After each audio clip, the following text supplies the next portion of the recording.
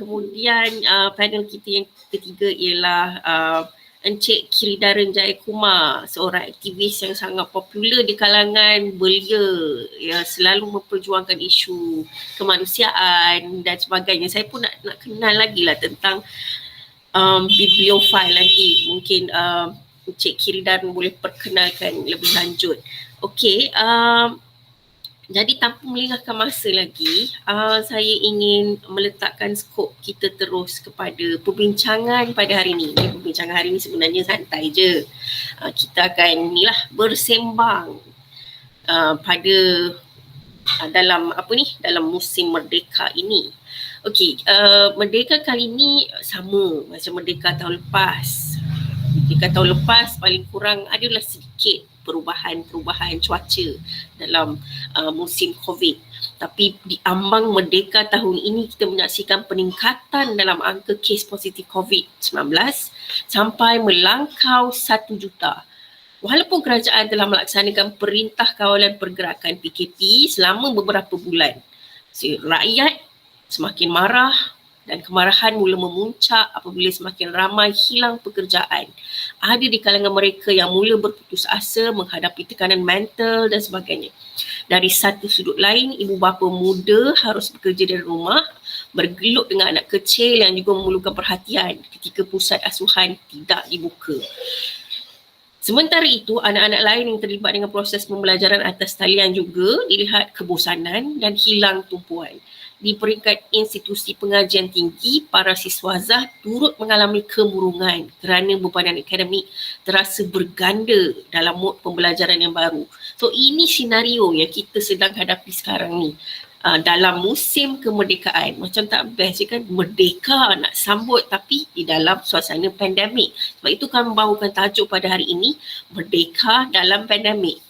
Kita minta pandangan ahli panel yang pertama, Profesor Datuk Dr. Harlina Haliza Siraj. Pada pandangan Prof. Datuk, dalam suasana genting pandemik yang kita hadapi sekarang, siapa punca kuasa yang penting untuk mengawal ketegangan yang ada? Silakan.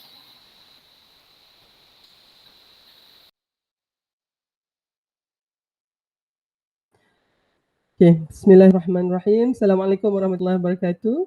Boleh dengar ya? Okay, terima kasih. Alhamdulillah ya, saya ucapkan berbanyak kesyukuran ya di atas peluang ini. Pertamanya saya ucap terima kasih kepada Pusat Dialog Peradaban Universiti Melaya di atas jemputan ya, Prof. Madya Dr. Ruslawati Zainul selaku pengarah Pusat Dialog Peradaban ya, timbalan pengarahnya Dr. Alwani yang juga merupakan moderator, dan rakan-rakan panelis saya Prof. Madya Dr. Wendy dan juga saudara Kiri ya, dan mudah-mudahan perbincangan kita ni walaupun santai dapat juga kalau boleh mengapungkan beberapa nokta penting ya, yang harus kita jadikan sebagai satu maksud saya bukan hanya untuk sembang-sembang kosong, tetapi inilah yang mesti kita cuba sama-sama fikirkan dan rangkumkan di akhir nanti, mudah-mudahan dia menjadi satu action plan ya. Persoalan itu kalau boleh saya diberi lebih kurang 10 ke 15 minit, tapi kalau soalan tu nak cari punca kuasa, saya boleh jawabnya dalam 2 minit saja ya. Saya boleh cakap katalah punca kuasanya terletak kepada Dr. Wendy, macam tu contohnya kan, ataupun kepada Dr. Alwani sendiri. Alangkah mudahnya kalau kita boleh membuat jawapan begitu ya. Tapi sebenarnya saya mungkin nak melihat sebenarnya pandemik ini dia menunjukkan kepada kita bahawa banyak lagi perkara di dalam kehidupan kita yang di luar kawalan. Ya, mungkin sebelum ini ya, sebelum pandemik ini kita sudah sampai pada tahap mungkin kerana kita punya teknologi ya, kita pun orang kata ekonominya apa yang kita nak ya, kita boleh dapatkan ya secara online dan macam-macam tu lah. Jadi kita jadi orang kata sebagai satu komuniti manusia, kita merasa ya mungkin besar kepala lah juga tau ya. Dan oleh sebab itu kita ya diberikan ujian ini yang merupakan satu pandemik yang sebenarnya mengesani semua orang. Tidak ada seorang pun manusia di atas planet ini, atas planet bumi ini yang orang kata terkecuali daripada kesan pandemik ini, ya. Dan sekarang sudah setahun setengah kita berada, lebihlah sebenarnya, ya. Dan kita dapati sebenarnya pandemik ini, COVID-19 ini, dia membuka pekung di dada. Maknanya masalah yang kita hadapi, ya, memang bukannya masalah baru, ya. Kita sebagai aktivis ni kan, Cik Kiri, biasalah daripada dulu ni kita ni, ya. Saya ingatlah masa saya dengan Pertubuhan Jamaah Islam Malaysia, saya jadi ketua wanitanya selama 10 tahun. Saya melihat kepada isu kehamilan remaja. Dan kita duduklah berkatakan macam mana kita ni NGO ni dia ibarat katalah kalau air tu menitik daripada pipe tu kita mop. Ya. Dia menitik lagi kita mop. Ya. Tetapi kalau dia dah jadi macam air memancut-mancut, macam mana nak mop lagi dah? Dan oleh sebab itu dalam konteks itu kita melihat bahawa sebenarnya pandemik ini membuka pekung yang selama ini ada di dada kita tu. Maknanya yang solar ni kita letak di bawah kapet, semuanya sekarang ni dah orang kata terburai keluar lah, dan kita semua lihat segala masalah ini. Jadi untuk menjawab soalan ni, pada saya punca kuasa untuk mengawal, saya rasa keywordnya adalah mengawal ketegangan ini. Untuk mengawal ini, saya rasa dia balik kepada setiap individu ini. Ya, maknanya pandemik ini mempunyai makna dan erti yang berbeza di antara seorang kepada seorang yang lain. Maknanya apakah pengajaran yang boleh saya dapat daripada pandemik COVID-19 ini untuk hidup saya dan keluarga saya? Lain. Ya, untuk Dr. Wendy mungkin lain, untuk Dr. Alwani juga lain. Dan dia banyak bergantung kepada di mana kita ketika ini. Ya, jadi oleh sebab itu, kalaulah kita ada satu saja kuasa yang boleh, kalau kuasa itu kita activate, maka kita boleh kawal terus, alangkah mudahnya perbincangan kita. Dan mungkin pandemik ini mungkin tak perlulah sampai setahun setengah ni. Jadi mungkin boleh tak Dr. Alwani? Saya rasa soalan ini sepatutnya, mungkin kalau kita untuk memudahkan saya menghuraikannya sedikit lagi dalam 5 minit lagi, saya nak mengatakan bahawa bagaimana agaknya pandemik COVID-19 ini boleh dilihat sebagai satu peluang untuk kita reset. Daripada benda tu dah berlaku pun. Kita can always be cleverer retrospectively. Itulah dia, patut buat macam ni, patut buat macam tu. Tapi pada saya yang tu semua tak berapa guna. Sekarang nak tengok ke depan. Dunia yang selepas COVID ini adalah dunia yang berbeza. Ya, memang kita biasa dengar VUCA. Betul kan Dr. Alwani? Ya, VUCA world. V for volatility, very volatile, meruap-ruap ni. U tu untuk uncertainty, semuanya macam tak pasti sekarang ni. Dulu kan Wendy, kita kalau keluar daripada universiti dah boleh dapat kerja dah. Saya dulu tahun 91 Encik Giri, keluar jadi doktor tu, saya je 2 bulan aja dah terus panggil kerja dah. Tak habis lagi honeymoon. Masa tu saya lepas seminggu lepas grad tu saya kahwin, 2 bulan dah kena panggil lah. Anak-anak murid saya sekarang ni, dia pas bulan November tahun lepas, ni baru panggil kerja. Dah dekat setahun lebih ni barulah dipanggil. Itu pun sebab kita punya frontliner dah penat sangat dah. Doktor-doktor, kalau ikut yang dulu-dulu setahun baru dia orang panggil. Jadi itu pun sudah menunjukkan a lot of uncertainty. C adalah complexity. Maknanya sangat kompleks pun kita dapati dunia ni kan. Dia tidak simple bila maknanya dia macam gear tu Kita yang ni bergerak, yang lain pun bergerak juga. Kan? Kalau yang ni jam, yang lain pun jam juga. Dan yang A itulah ambiguity ataupun kesamaran, sesuatu yang tidak jelas. Dan inilah dia sebenarnya ditambahkan lagi dengan COVID ini, pandemik COVID ini. Jadi seolah-olah dunia yang VUCA ini semakin chaotic, dan kita semua terkeluar daripada zon selesa kita. Baik sebagai individu, baik sebagai keluarga, baik sebagai pekerja, majikan, business owner, baik sebagai bos, ataupun mungkin dalam konteks negara, sebagai sebuah negara, kita semua tercampak keluar daripada zon selesa kita. Jadi sebenarnya saya kira kita harus melihat ini sebagai satu peluang untuk reset. This is a reset button. Saya baca di dalam World Economic Forum punya ni, yang ditulis dalam Forbes, dia kata this is the best reset period, dia kata. Ni reset for us to push the reset button dengan izin.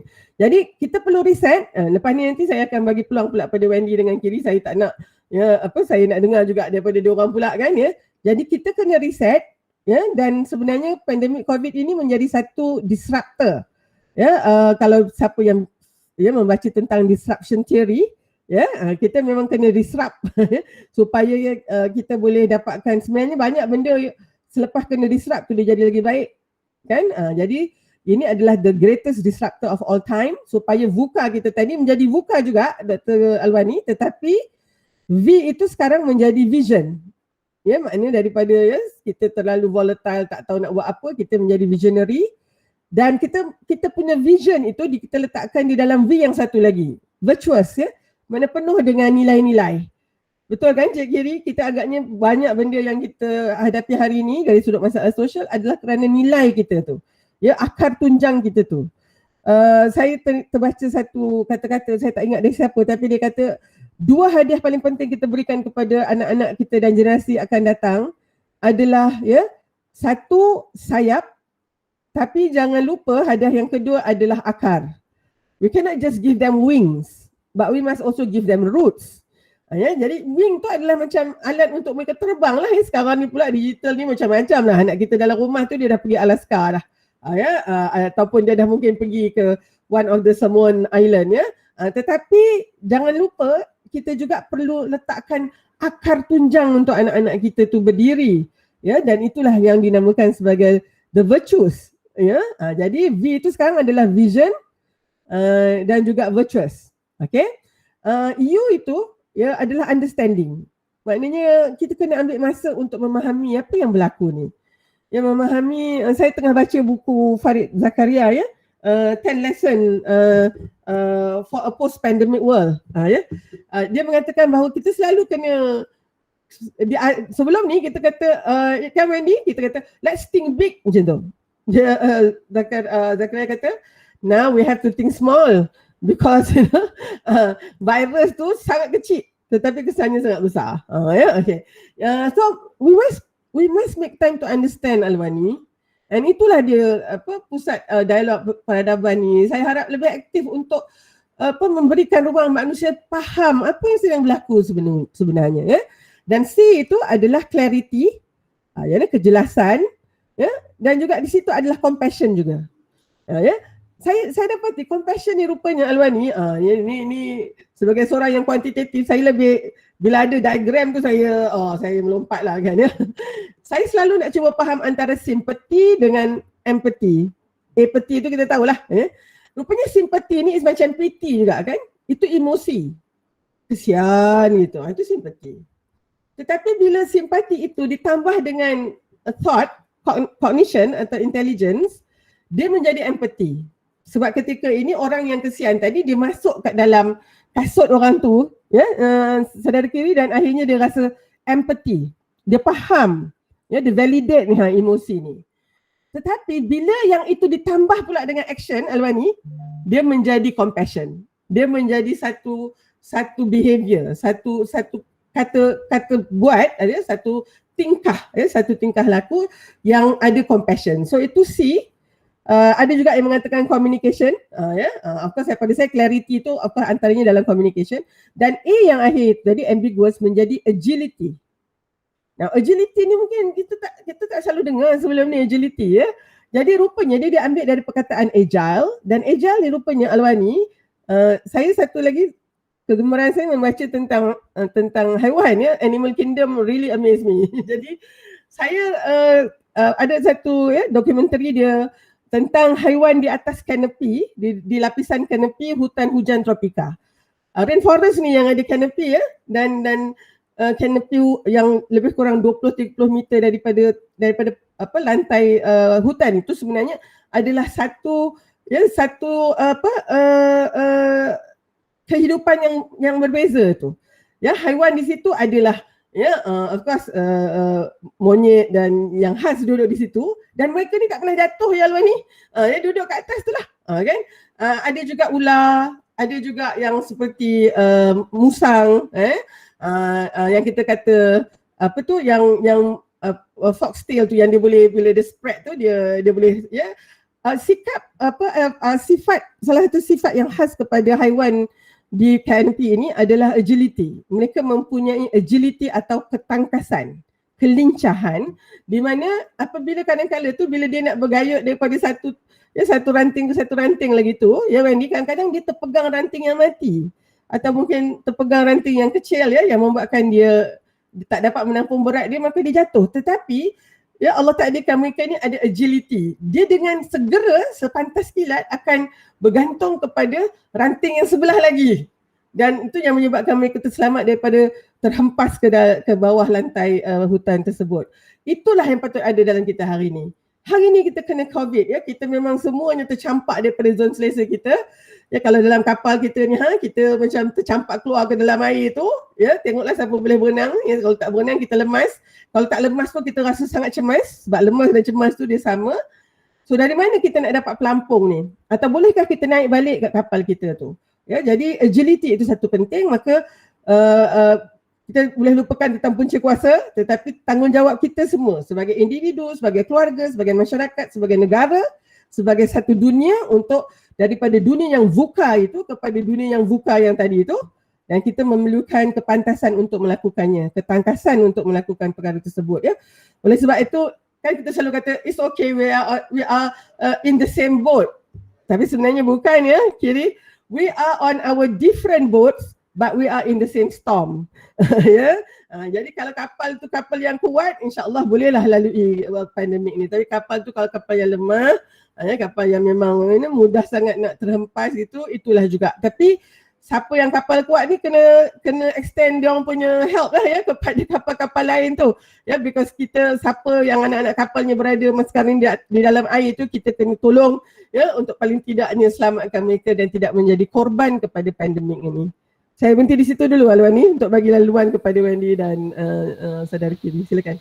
Baik, terima kasih banyak Profesor Datuk Dr. Har. VUCA sangat menarik ya. Kita mempunyai sampan yang berbeza di dalam suasana ribut yang sama. Jadi dengan compassion tadi, kapal itu diperkuatkan lagi untuk menampung kapal-kapal lemah yang lain. Cantik. Terima kasih banyak Dr. Har. Kita teruskan kepada Dr. Wendy. Dr. Wendy ni sebenarnya kalau boleh saya nak tanya apa beza Citra UKM dengan UM, tapi tak apa, kita sembang lain kali. Okey, memandangkan Dr. Wendy duduk di Citra, berada sebagai pemimpin Citra, pengarah Citra sekian lama. Dr. Wendy juga adalah sepanjang perkenalan saya dengan Dr. Wendy, saya memahami bahawa Dr. Wendy ni sangat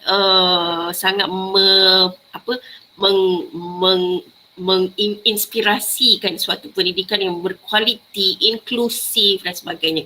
Jadi, bila kita cakap tentang soal pendidikan, kemerdekaan dan kebebasan ni ada konotasi yang sama. Apakah impak pada kebebasan untuk mendapat pendidikan berkualiti secara inklusif dan holistik dalam suasana pandemik ni? Silakan Dr. Wendy. Terima kasih Dr. Awani. Ya, terima kasih banyak. So, jadi sebelum saya menjawab soalan yang begitu relevan dan sangat penting pada pagi ini, mungkin saya ingin mula dengan ucapkan sekali lagi terima kasih kepada Pusat Dialog, ya, terutamanya kepada pengarah Dr. Rose, di mana pengarah Dr. Awani kerana memberi saya peluang ini ya untuk bersama-sama dengan semua rakan-rakan saya yang saya hormati ya untuk sesi pada pagi ini. Dan juga mungkin sebelum ya saya menjawab soalan ya daripada Dr. Awani tadi, saya ingin menyatakan ada dua poin yang saya ingin sambut apa yang telah Prof Har cakap tadi ya, dan saya memang sangat setuju dengan poin yang telah diutarakan tadi. Yang pertama, pandemik sekarang sebenarnya adalah satu peluang untuk kita reset. It is an opportunity. Sebab kenapa saya rasa poin ini sangat-sangat penting yang telah disebutkan oleh Prof Har tadi. Sebab ramai yang bila kita dengar nama pandemik, kita semua akan rasa cemas dan lemas. Kan? We feel like we are so disempowered. Tapi kalau dalam satu perspektif lagi, ya, sebenarnya dia memang satu peluang untuk kita reset dan untuk kita fikir balik apa yang patut kita buat, ya. Dan ini juga kait dengan pendidikan yang saya akan kongsi sebentar lagi. Dan satu lagi adalah berkenaan dengan VUCA tadi ya. So jadi saya memang tertarik sangat dengan idea yang VUCA yang telah dikongsikan oleh Prof Har tadi, dan mungkin untuk tambah ya perspektif saya to add on to what Prof Har mentioned, which I totally agree. So for me, I think the we juga mungkin virtual kot Prof. ya, sebab sekarang banyak benda atas online kan. Ya, So betul. it's also virtually. So V tu juga is also for virtual, dan U tu bagi saya kita juga kena perasan bahawa sebenarnya each of us kita ada potensi yang unique potential. Kan? So bila kita tahu yang kita sebenarnya ada unique potential, jadi kita ada kebolehan, we have the ability to transform, tak kiralah perkara apa yang kita tengah harungi sekarang kan. Dan V tu, to me I think that's very good. Compassion tu memang sangat-sangat penting. So just to add maybe courage, bagi saya courage tu mungkin satu perkara yang sangat penting juga. Right, courage. And A tu, to me I think like what Prof Hao mentioned tu, agility memang satu benda yang sangat penting. Memang to add on to that is adaptability. How do we adapt, right? Because kalau kita tak dapat adapt, we will feel that we are disempowered. So jadi bagi saya mungkin just to add on, so mungkin lepas ni CDC boleh come up with satu paper kot yang semua cerita pasal the different types of VUCA. Hasil daripada pandemik kali ini. So moving back to the question, balik pada soalan yang telah ditanyakan oleh Dr. Awani tadi. So jadi bagi saya kebebasan untuk mendapat pendidikan berkualiti secara inklusif dan holistik dalam suasana pandemik ini sebenarnya memang satu cabaran yang sangat-sangat besar. Satu cabaran sangat besar. Sebab pandemik ini sebenarnya memang telah memberi impak yang sangat besar kepada pelbagai lapisan masyarakat. Pelbagai peringkat masyarakat, tak kiralah tua ataupun muda, miskin ataupun kaya, yang duduk kat bandar ataupun luar bandar. Jadi setiap lapisan masyarakat memang terjejas oleh impak pandemik ini. Dan tidak dapat dinafikan masyarakat yang miskin, masyarakat yang duduk di luar bandar, masyarakat yang berisiko tinggi, the disadvantaged and the vulnerable community, merupakan masyarakat yang paling terjejas dengan masalah yang dibawa oleh pandemik ini. So jadi pada pendapat saya, pandemik ini telah mencerminkan satu gambaran yang sangat jelas tentang ketaksamaan yang wujud. The existing inequality yang memang wujud dalam masyarakat kita. Seperti Prof Hao kata tadi, dia terhurailah segala masalah yang sebelum ni memang ada. It's not that it created a new problem. It does create a new problem, tetapi it also bring up masalah yang memang dah ada. Yang sebelum ni kita sweep bawah kapet, tapi sekarang dia terhurai. It allows us to see what is the real problem. So dan malangnya, impak ketaksamaan yang wujud ini paling jelas dan paling ketara di dalam bidang pendidikan. Jadi semenjak mulanya pandemik ini kita tahu segala proses pengajaran dan pembelajaran secara bersemuka kita terpaksa hentikan dan kita gantikan dengan kelas atas talian, right? We went online dan bagi memastikan supaya pelajar tidak ketinggalan. Tapi namun demikian kita tahu segolongan besar daripada pelajar kita menghadapi pelbagai cabaran dengan kaedah pembelajaran secara atas talian. So jadi kita harus sedar bahawa bukan semua murid sekolah ataupun pelajar, terutamanya di peringkat sekolah rendah dan di peringkat sekolah menengah, bukan semua mempunyai gadget ataupun telefon pintar peribadi. Jadi untuk keluarga yang mungkin hanya ibu ataupun bapa yang ada telefon pintar, ataupun mungkin keluarga tersebut cuma ada satu laptop di mana ibu dan bapa juga perlu menggunakannya untuk bekerja dari rumah. Dan ada juga keadaan di mana kita tahu abang dan kakak juga memerlukan gadget tersebut untuk pembelajaran atas talian.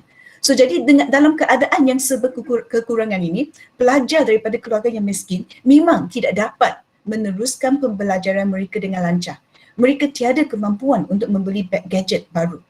So jadi saya sendiri sebagai pensyarah di Universiti Malaya, saya pernah menanya dengan seorang ibu, kenapa anak bongsunya tidak mengikuti kelas atas talian?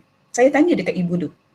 Dia kata dia sebenarnya hanya memiliki sebuah laptop dan dia terpaksa memberikannya kepada anak sulungnya yang akan menduduki peperiksaan, sitting for exam. So oleh itu dia terpaksa minta adiknya berhenti sekolah. So ada juga pelajar terutamanya yang duduk di luar bandar, di kawasan pedalaman yang tidak mempunyai data internet yang cukup untuk pembelajaran atas talian untuk satu jangka masa yang panjang. Sebab kita tahu kelas kita kan kita start dari pagi sampai petang, ada yang sampai malam, dari Isnin sampai Jumaat.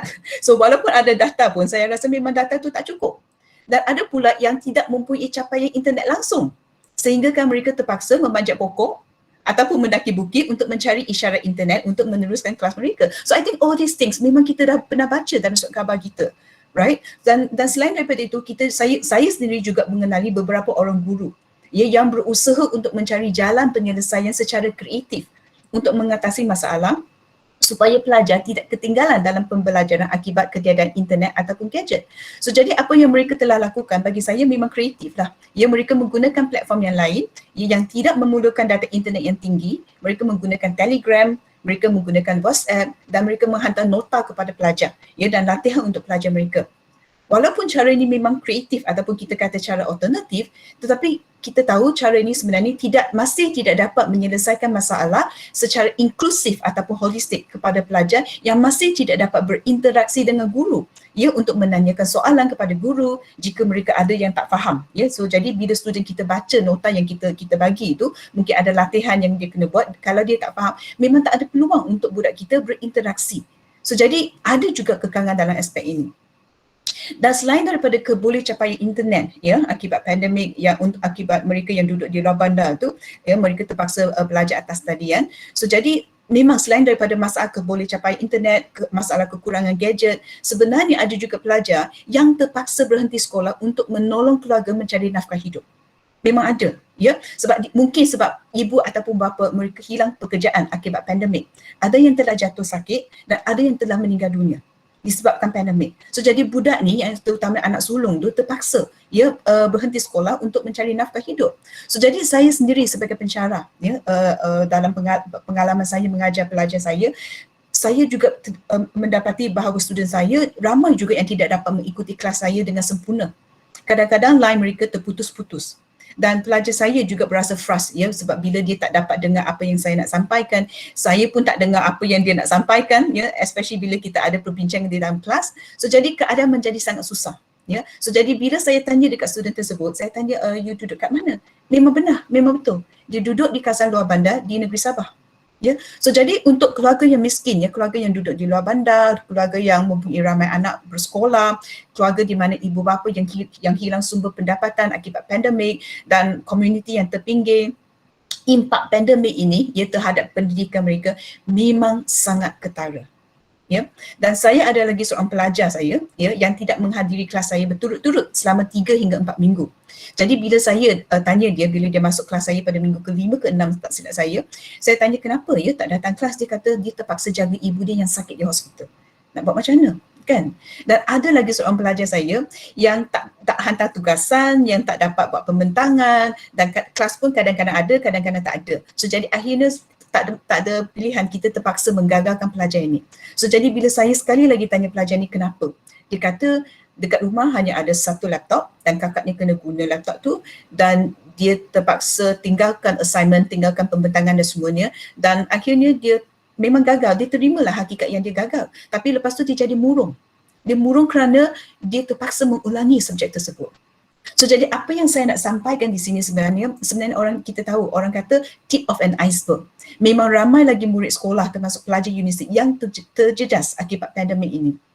So jadi balik pada soalan tadi, ya, yang Dr. Awani tanya, ya, tadi, kebebasan untuk mendapat pendidikan secara holistik dan inklusif memang satu cabaran yang benar yang kita patut memberi perhatian yang sewajarnya. Ya, dan kita juga patut sedar bahawa virus ni tidak akan hilang begitu saja. It won't just disappear in thin air, kan, betul kan, Prof? Kan? So jadi kebergantungan kepada internet dan komputer ataupun laptop untuk pembelajaran akan menjadi norma pendidikan baharu. It will become a norm dan ia tidak boleh ditinggalkan. It will be here to stay. So jadi having these technological tools and proper internet infrastructure is a need, is a necessity. Ia adalah satu keperluan. Dia bukan satu kehendak. It is not something, kalau zaman dulu kan, zaman dulu kita is kalau ada laptop, ada smartphone, is nice to have, is good to have. Tapi untuk zaman sekarang, it is a must have. Ya, so jadi sejauh manakah semua anak-anak kita mempunyai kebebasan untuk mendapat pendidikan secara holistik dan inklusif, sebenarnya amat bergantung kepada sejauh manakah guru-guru kita bersedia untuk mengadaptasi dengan keadaan norma baharu, dengan pedagogi baharu. Adakah guru-guru kita dapat mengajar dengan kreatif, dan sejauh manakah pemegang taruh, the stakeholders, sedah kepentingan untuk menyediakan infrastruktur yang sesuai dan memberi gadget kepada anak-anak kita. Sebab keperluan laptop dan kemudahan wifi untuk pendidikan hari ini pada zaman ini adalah ibarat dengan keperluan buku teks dengan alat tulis pada zaman kita, zaman dulu. So jadi pendek kata ya, sehingga dan kecuali kita menyedari apa yang menjadi keutamaan pendidikan pada hari ini, kita tidak akan mencapai kebebasan pendidikan yang inklusif dan holistik, terutamanya dalam era pandemik dan post pandemik ini.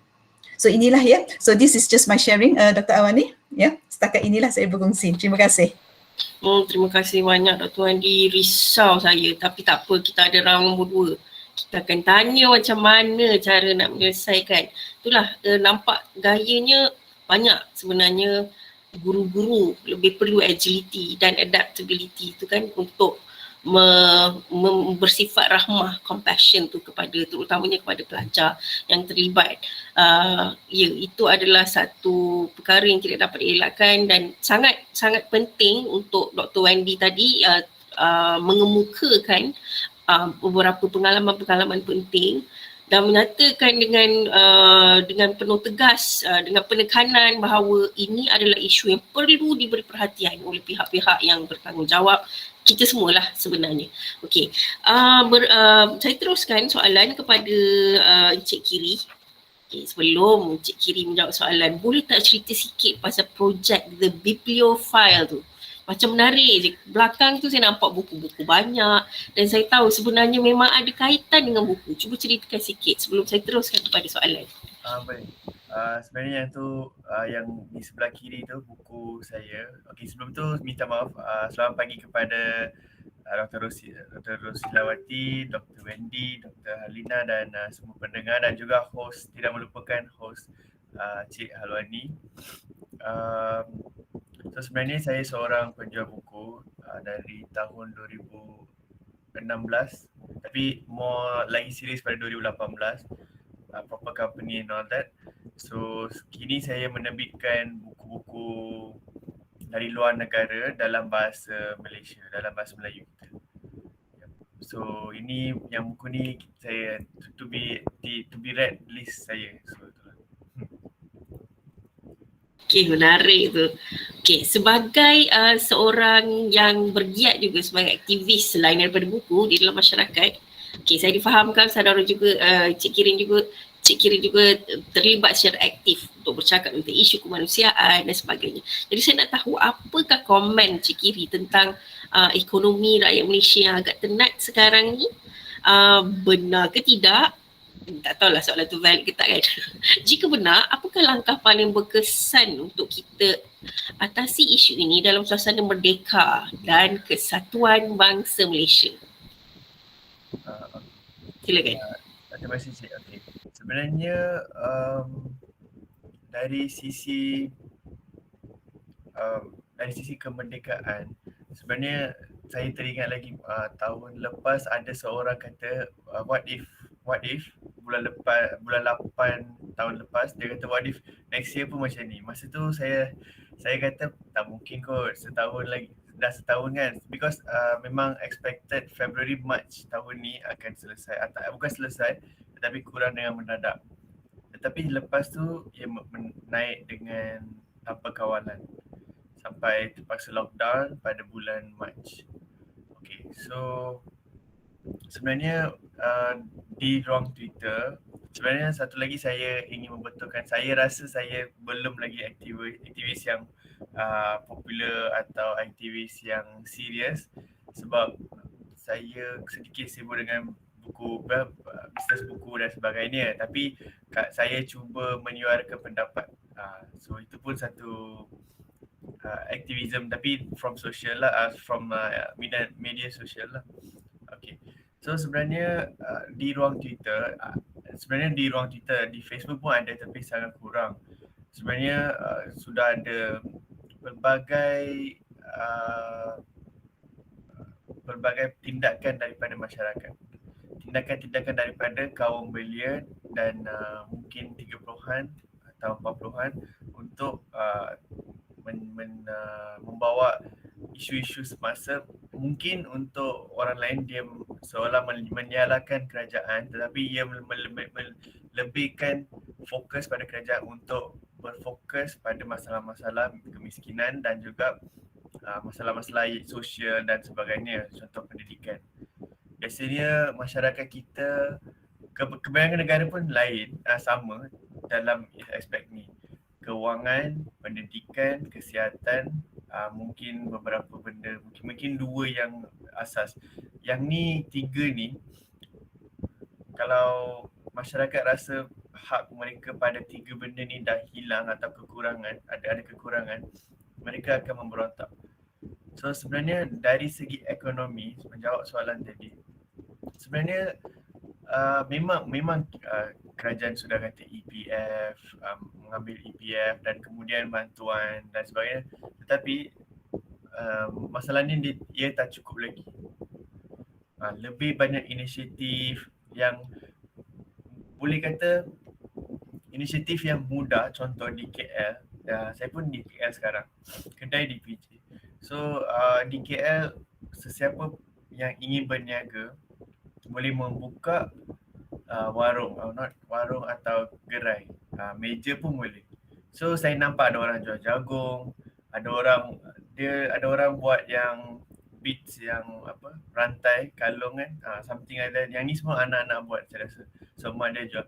So benda-benda basic macam ni pun sebenarnya most of the things orang tak ingin pun, tapi orang beli sebagai tanda sokongan. So itu dari satu polisi yang senang, iaitu semua semua orang yang tinggal di KL boleh menjual di depan rumah atau tengoklah jalan tu jalan yang luas atau tak. So satu polisi yang mudah. So kerajaan perlu mengambil inisiatif sebegitu. Kalau dari segi ekonomi, memang kerajaan dah terpaksa mendengar kepada rintihan masyarakat dan juga kapitalis. Tapi di sisi peniaga yang besar-besaran ni pun, mereka pun sudah kehilangan banyak dan kesannya kepada pekerja. Sebenarnya kerajaan menolong kapitalis ada banyak versi, tapi kebanyakannya untuk menolong pekerja. Sebab kalau tak ada pekerja, tiada orang akan membelanja duit. Dari segi sudut fokus, memang kerajaan lari pada masa sekarang. Ini pendapat saya, maaf kalau salah. Dan kedua, mereka tidak ada sesuatu yang mendasar atau yang besar. Contoh, ini pandangan saya, sekarang kan ada B40, M40 and T20. Sebenarnya saya rasa masyarakat Malaysia boleh dipecahkan kepada 6 bahagian.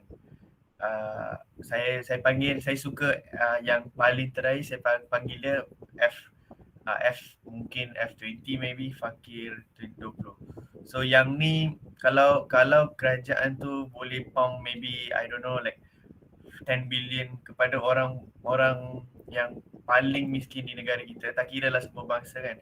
So I think 10 billion for kerajaan is totally possible sebenarnya. 10 billion kan, bukan minta 100 billion kan. So 10 billion for the F20 is possible. And then mungkin baru kita langkah ke B20 dan sebagainya. Sebenarnya B40, B20 mereka masih ada kerja. Mereka pun miskin tapi mereka masih ada kerja. So yang F ni sangat-sangat teruk keadaannya. Dan mungkin boleh memberitahu kepada T20 bahawa jika mereka tak nak extra tax atau windfall tax dan sebagainya, mungkin boleh membantu maybe family adopt dan sebagainya. So itu saja. Menarik sangat cadangan tu untuk melihat secara keseluruhan. Tiba masanya untuk kerajaan turun dan lihat secara lebih spesifik, sebab pengalaman-pengalaman berada di medan yang sebenar ni memberikan perspektif yang berbeza kepada kita.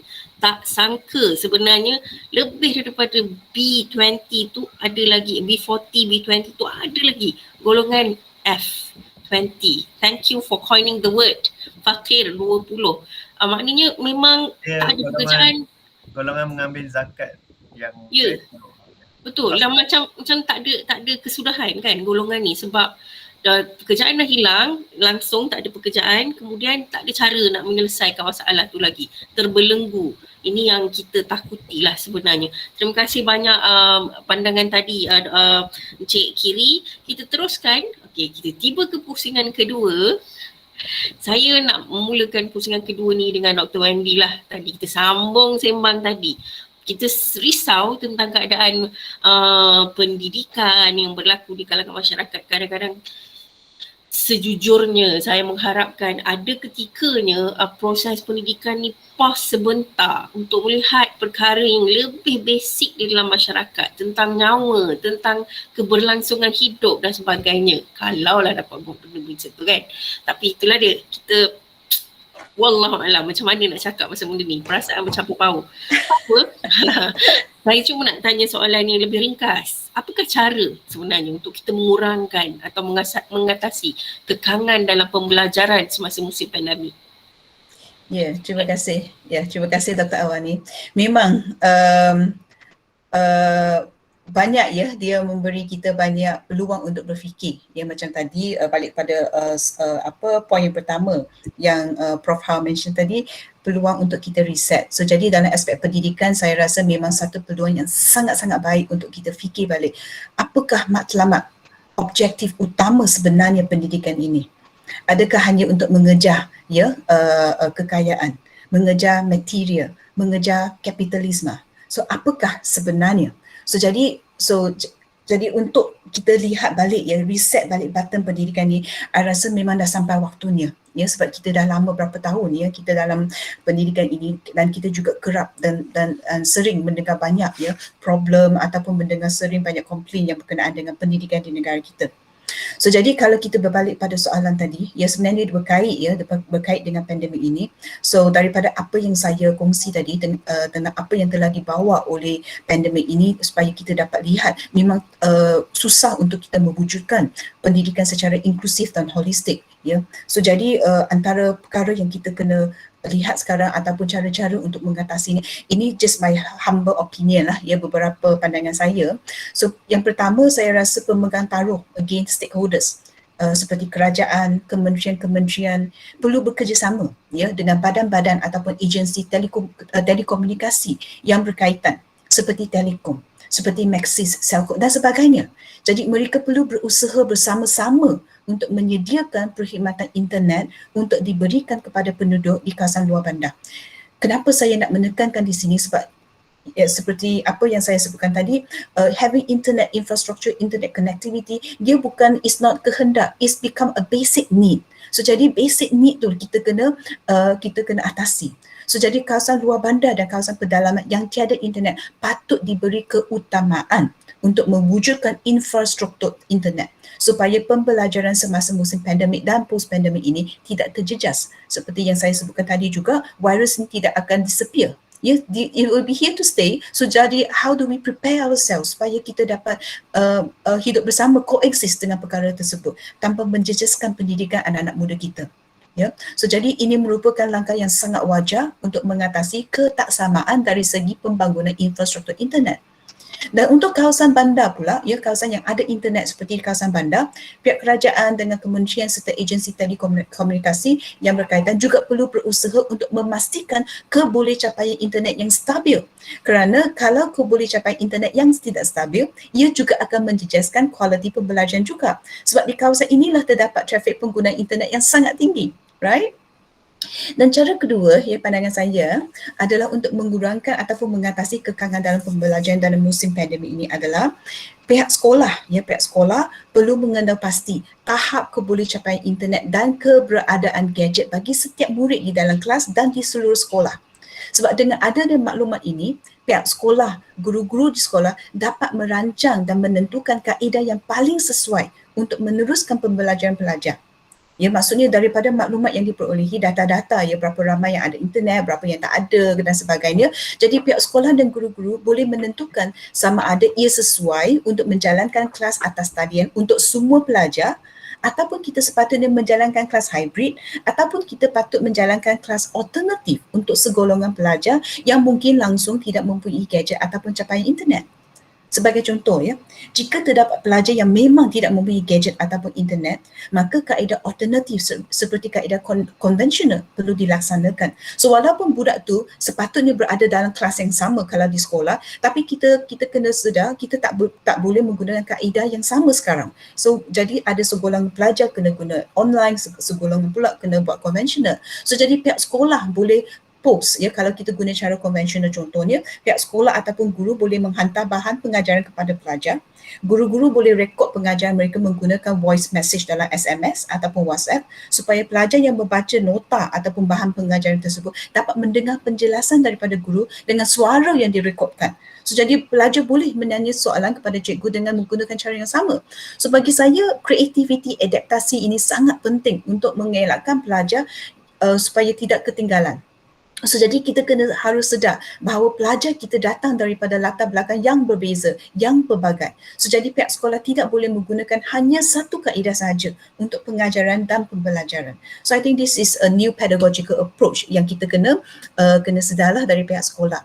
Jadi pelbagai kaedah pengajaran pembelajaran perlu dirancang oleh pihak sekolah bagi memastikan, kalau kita ingat SDG mengatakan bahawa no one is left behind, iaitu tiada seorang pelajar yang ketinggalan dalam pembelajaran ini. Ya, so ini penting bagi memastikan pencapaian pendidikan secara inklusif dan holistik. Dan cara ketiga ya adalah bagaimana sekolah, ya pihak sekolah boleh menukarkan fokus pembelajaran daripada keperluan untuk menghabiskan silibus buku teks semata-mata ya kepada pembelajaran komuniti ataupun pembelajaran yang berkait dengan kehidupan harian pelajar. Seperti apa yang telah dikongsikan oleh Dr. Awani tadi, what is the focus kepada the importance of education? Adakah kita masih perlu mengejar untuk menghabiskan buku silibus kita, buku teks kita? Dalam masa pandemik ini benda tu dah tak relevan dah. So jadi ini penting terutamanya untuk mengatasi masalah ketaksamaan pendidikan. So jadi bagi mengatasi masalah pelajar hilang minat, sebab kita tadi kata ada pelajar yang hilang minat belajar sebab asyik berdepan dengan skrin kan, dan bagaimana kita nak mengatasi masalah peperiksaan yang sukar dilaksanakan dalam keadaan pembelajaran ini. So we have to move. Kita tak boleh hanya nak fokus habiskan silibus buku teks. We have to move daripada pembelajaran kepada pembelajaran yang berkait dengan kehidupan harian pelajar. Sebagai contoh, pelajar tak dapat mengikuti kelas sains ataupun kelas biologi ataupun kelas kimia di sekolah, kan?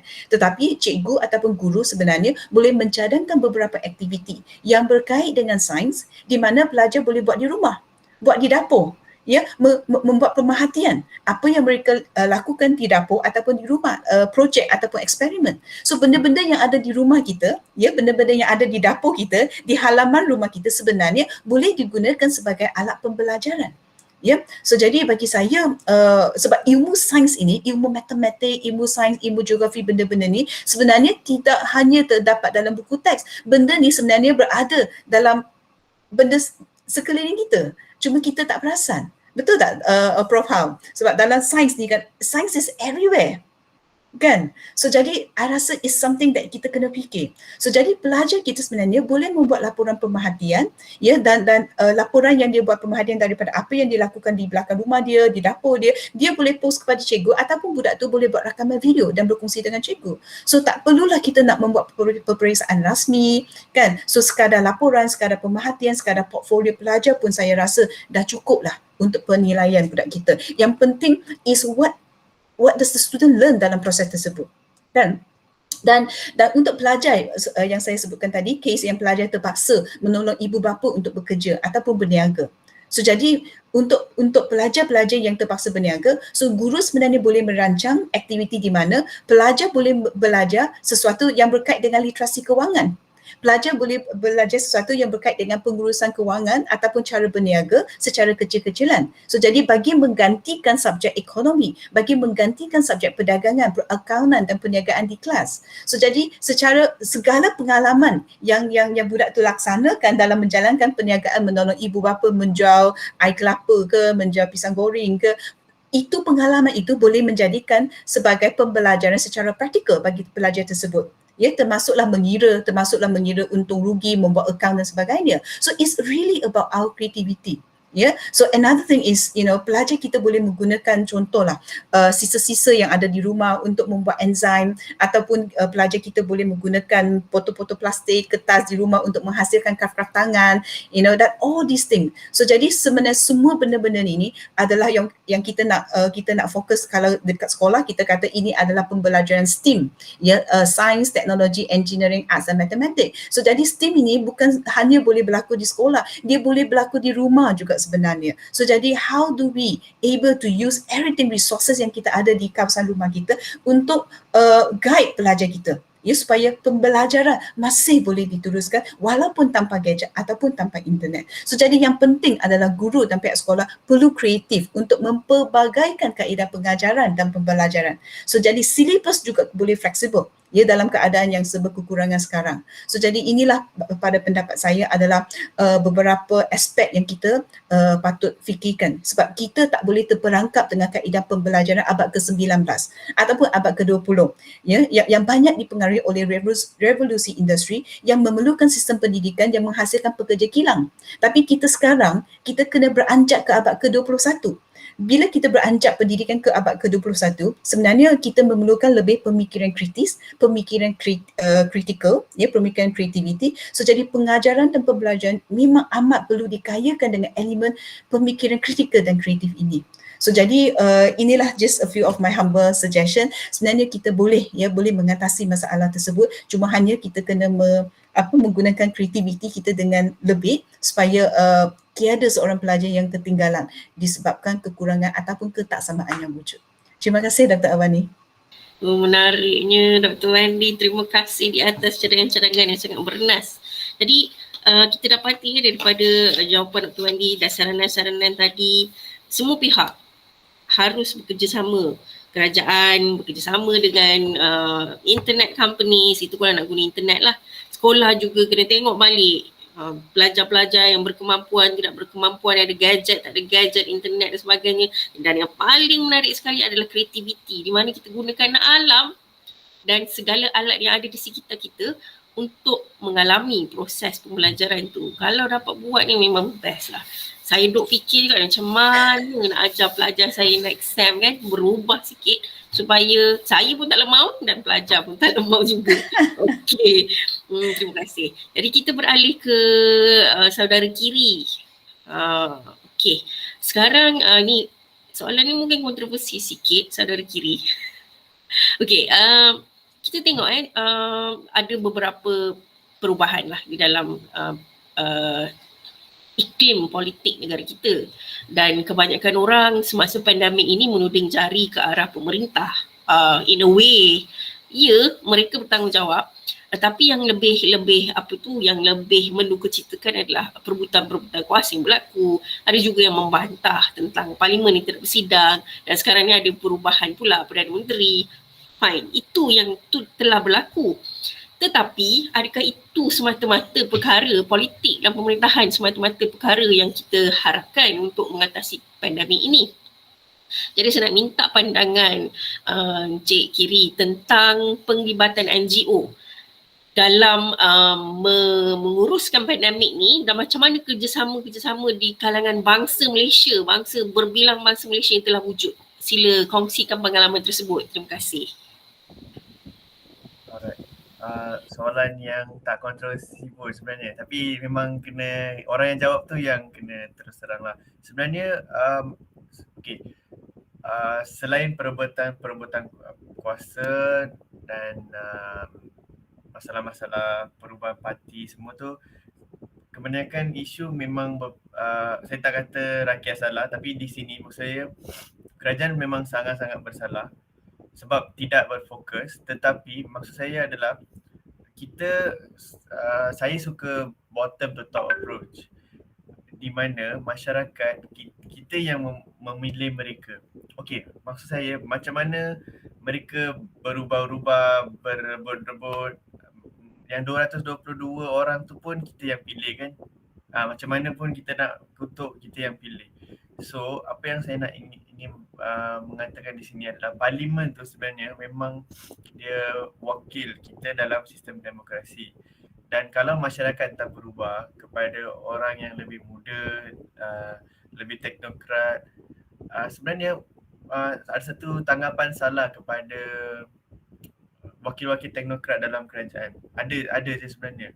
Contoh Terengganu, Dr. Sam, Tengku Zafrul pun seorang teknokrat kan. So mereka masih perlu menjawab kepada orang-orang politik yang mungkin degil ataupun mungkin ada kepentingan atau mereka rasa approach ni salah. Okay, kena ikut approach yang traditional, approach yang lama-lama. Okay, mungkin mereka akan kata orang tak suka. So ini adalah perubahan mindset minda daripada pucuk kepimpinan. Okay, dan yang saya nampak adalah sebenarnya kalau ada isu-isu contoh macam balik kampung dan sebagainya, kita pun memudaratkan dan mereka pun akan rasa mereka akan mengambil leceh sambil lewa atau leceh pasal isu-isu masyarakat. Okay. Sebenarnya kerajaan kita banyak sangat tugasan yang mereka sedang melepaskan kepada pegawai-pegawai kerajaan, PTD kerajaan. Dan saya rasa itu yang sebenarnya itu yang orang pun rasa tak ada pemimpin pun kerajaan boleh bergerak. Kemudian fakta yang ni pun ramai baru tahu pada waktu langkah Sheraton. So basically sidang parlimen tu sangat penting. Walaupun saya nampak masa yang diluangkan untuk rakyat di parlimen tu sangat kurang, isu-isu yang dilawan pun sangat kurang, tetapi sidang parlimen adalah satu permulaan. Dan kedua, saya suka juga bagaimana beberapa raja atau sultan mereka membawa pengaruh mereka untuk menekan ahli parlimen. Tapi bukan semua ahli parlimen yang sangat kisah sebenarnya. Tapi ada yang untuk popular party mereka have to bertindak. Okay. So, mereka pun mula, contoh di Johor mereka pun mula mengambil tindakan dan sebagainya. Dan kalau ada apa-apa yang saya boleh tambah boleh bertanya lah Cik Arwani. Ya. Tentang peranan NGO tadi. Oh yes. Okay. Secara mendasar. Sebenarnya saya seorang ni pendapat pendirian saya sebenarnya saya rasa untuk beberapa tahun lah atau beberapa kali PRU, saya rasa kerajaan yang kita dapat akan hampir sama. Ini pendapat saya lah. So saya lebih suka menyokong NGO atau orang-orang persendirian. Okay, orang-orang persendirian yang menolong rakyat. Cuma masa dan tenaga dan duit mereka terbatas. Okay. Sekarang NGO ataupun parti-parti yang sangat kecil, contoh macam PS, Parti Sosialis Malaysia, ini adalah masa untuk mereka merekrut orang-orang yang kisah pasal masyarakat. Okay, masa inilah mereka, orang lain sambil lewa kan, ahli politik lain sambil lewa. So masa inilah yang mereka kena work overtime sebenarnya. Sebab banyak sangat isu dan memang sebenarnya kalau kita buat NGO yang memberi makanan, mereka tak cukup, orang ahli tak cukup, semua tak cukup. So isu dia sangat kronik. Sebenarnya saya sendiri ada satu idea. Okay, kalau tadi Thaipusam ada beberapa, tak pasti macam mana kita orang ini, macam stand atau gerai di mana orang akan bersinggah untuk ambil makanan dan minuman. Kalau mana-mana cik atau yang pernah lalu mungkin terjalan, lalu dari kereta nampak macam ada tempat minum, tempat makan untuk orang yang jalan jauh kan. So kenapa NGO mungkin tidak boleh berhimpun, mungkin salah satu faktor saya tak faham. Kenapa tak ada satu unit khas daripada kerajaan atau NGO di semua tempat. So at least makanan besar. Makanan selesai, orang tahu di mana untuk ambil makanan. Kalau kita letak makanan di satu tempat, di Petronas ke, dia senang dicuri.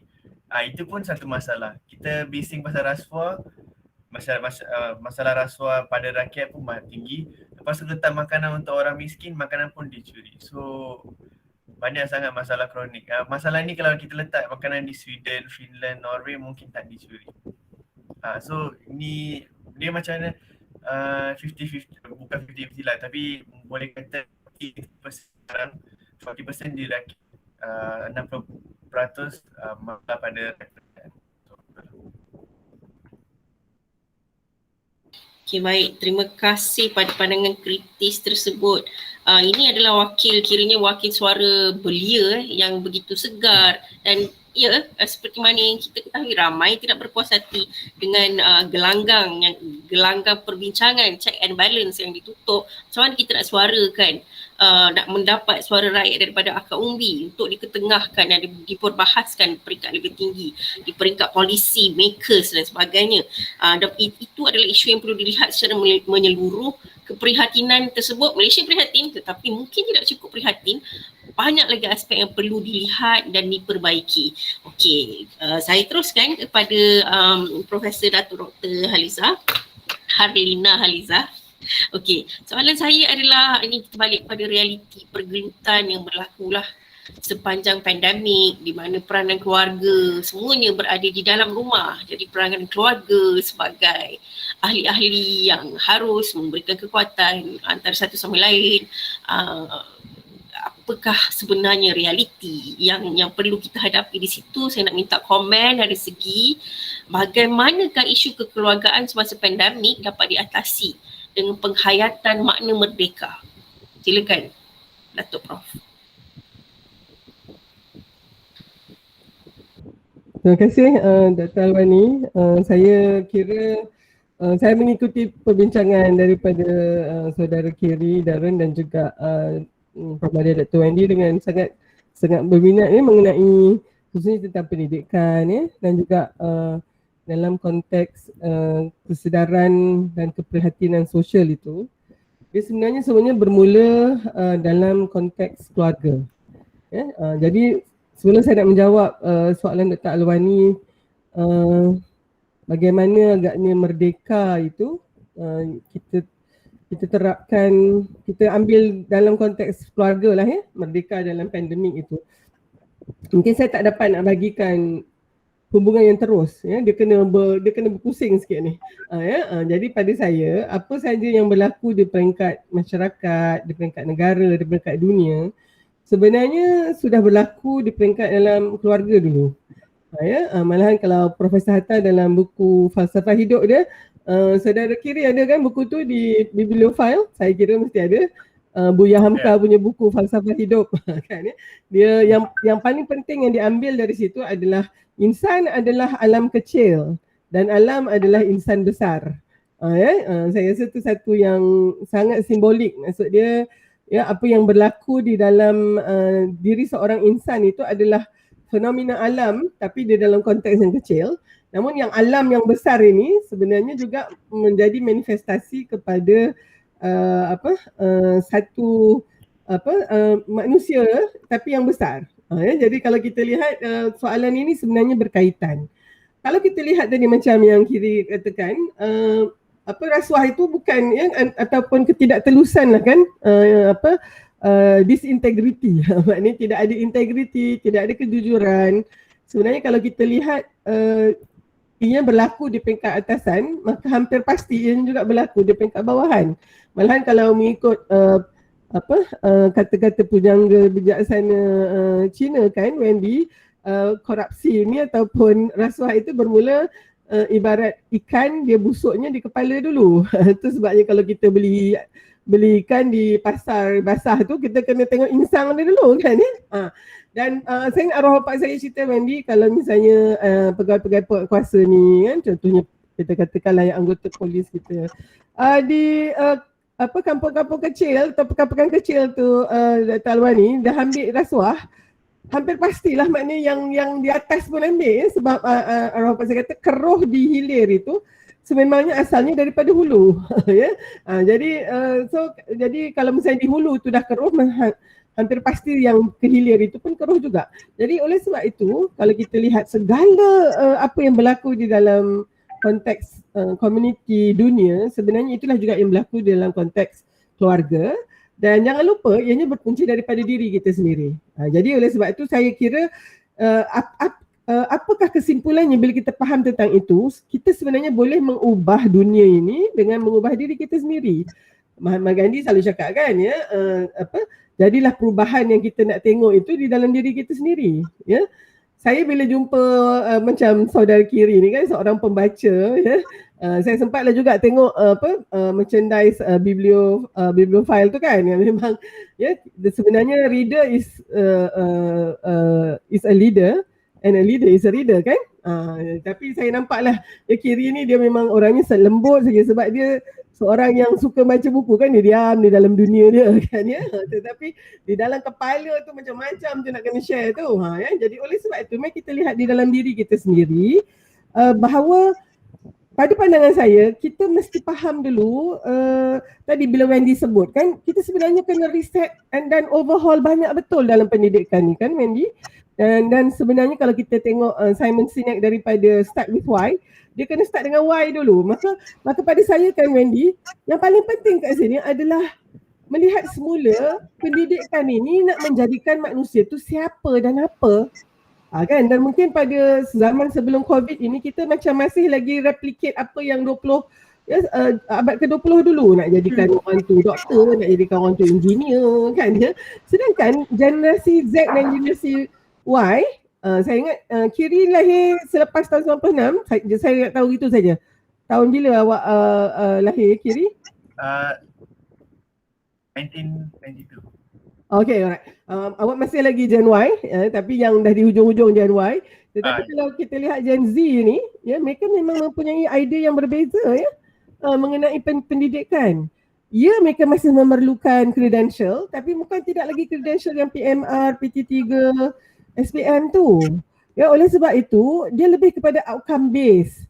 Dan dalam konteks ini ada 3 kategori kemahiran yang kita nak lihat di dalam anak-anak kita akan datang. Dan itulah tanggungjawab pendidikan, ya. Jangan lupa yang buka yang negatif tadi nak dibukakan yang positif, itu juga tanggungjawab pendidikan, ya. Tetapi kita kena tengok apakah sebenarnya outcome dia tu. Kemenjadian itu Dr. Alwani, kita ni nak jadi apa? The becomingness tu. Adakah cukup untuk menjadi doktor dengan segulung ijazah saja? Tidak lagi lah. Sebab skill kita satu ada foundational skill. Yang itu yang asas, literasi. Malahan sekarang digital literacy ada di dalam itu kan Kiri? It's a foundational skill. Itu adalah kemahiran asas. Di mana dia menjadi scaffold kepada semua, ya, ilmu-ilmu lain dari sudut disiplin ini, ya, kepakaran ke, akan sebenarnya ditenggekkan di atas scaffold ini. Okay, kita perlu juga kompetensi yang 4 tu tadi, iaitu ni saya minta maaf hari ni saya dah bercakap ini yang ketiga, ya, jadi saya dah bercampur aduk kat dalam ni, tapi dia hampir lebih kurang sama. Dia 4C tu, kan, ya Kiri, the 4Cs, the core competency of 21st century, iaitu, ya, critical thinking, ya, communication, collaboration and creativity. Dan ini yang mesti bermula di rumah Alwani. Dia bermula dengan diri kita sebagai seorang ibu, ya, seorang ayah, dan akhirnya itulah yang kita ajarkan kepada anak-anak kita. Walaupun anak kita tak pergi sekolah. Sebab 4C ni bukannya hanya dia ajar di sekolah. Malahan 4C ni menjadi satu yang must have sekarang ni. Maka ibu ayah kena tahu, ya, macam ni nak mendidik anak itu menjadi kritis dari sudut pemikirannya.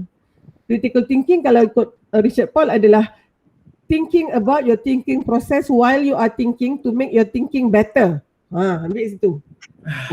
Dia macam tongue twister sikit. Ya. Of course bila saya bincang dengan anak saya, thinking about your thinking process, okay, satu. While you are thinking, bukannya masa malam nanti ke apa, no, while you are thinking. Macam sekarang ni saya tengah, bila saya dengar Kiri dengan Wendy tadi, saya berfikir tu, while you are thinking, why? To make your thinking better.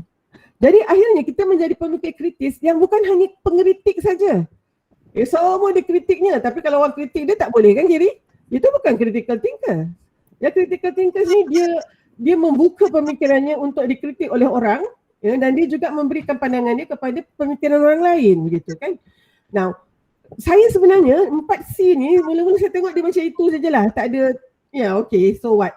Tapi bila saya tengok satu Venn diagram Wendy, dia letakkan ya critical thinking ya overlap dengan communication, sebab argumennya adalah begini, selagi mana critical thinking yang kita fikirkan, buah fikiran kita tu masih di dalam otak, kalau kita tidak mampu nak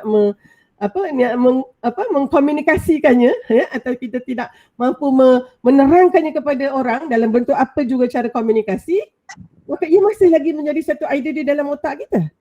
Maka komunikasi, kemudian satu lagi adalah kolaborasi tadi. Sebab dalam abad ke-21 ni, yang ini ni kiri yang generasi saya kena belajar. Kita tidak lagi boleh bekerja sendirian ataupun asyik-asyik bertanding saja kan Wendy? Kalau awak tak dengan saya, awak dengan mereka, macam tu je. Sampai bila nak macam tu? Terutama kita dalam kerencaman, kemajmukan, kepelbagaian kita tidak boleh begitu. Tapi kita kena berkolaborasi, ya, dalam kolaborasi ini maksudnya kita bekerja ya bersama untuk matlamat yang sama. Itu yang susah tu Alwani. Dia bukan teamwork ya, teamwork adalah sebahagian daripada kolaborasi. Sebab teamwork kita bekerja bersama-sama tapi untuk mencapai objektif masing-masing. Tapi bila kita berkolaborasi, ya kita bekerja sekali, mana kita tidaklah asyik nak orang kata negate ataupun nak hapuskan persaingan begitu. Jadi akhirnya kita sibuk dengan itu. Kita tidak berkolaborasi, disuruh buat sesuatu yang unity, tak juga ya, masih juga lagi dengan kelompok dia. Itu tak boleh begitu. Dan apabila tiga-tiga ini bertindan, disitulah terhasilnya C yang keempat, iaitu creativity. Kreativiti ni kan kiri bukannya kreatif buat wau bulan ke, buat labu sayung ke, ataupun buat songket, bukan itu. Ya, kreativiti dan inovasi di sini adalah menyelesaikan masalah kita.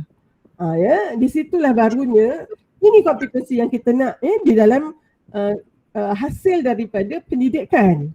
Dan dia bermula di rumah lah juga. Dan yang paling penting hari ini disebabkan ya kebanyakan technical, vocational ataupun yang mechanical semuanya dah diambil alih oleh kecerdasan buatan.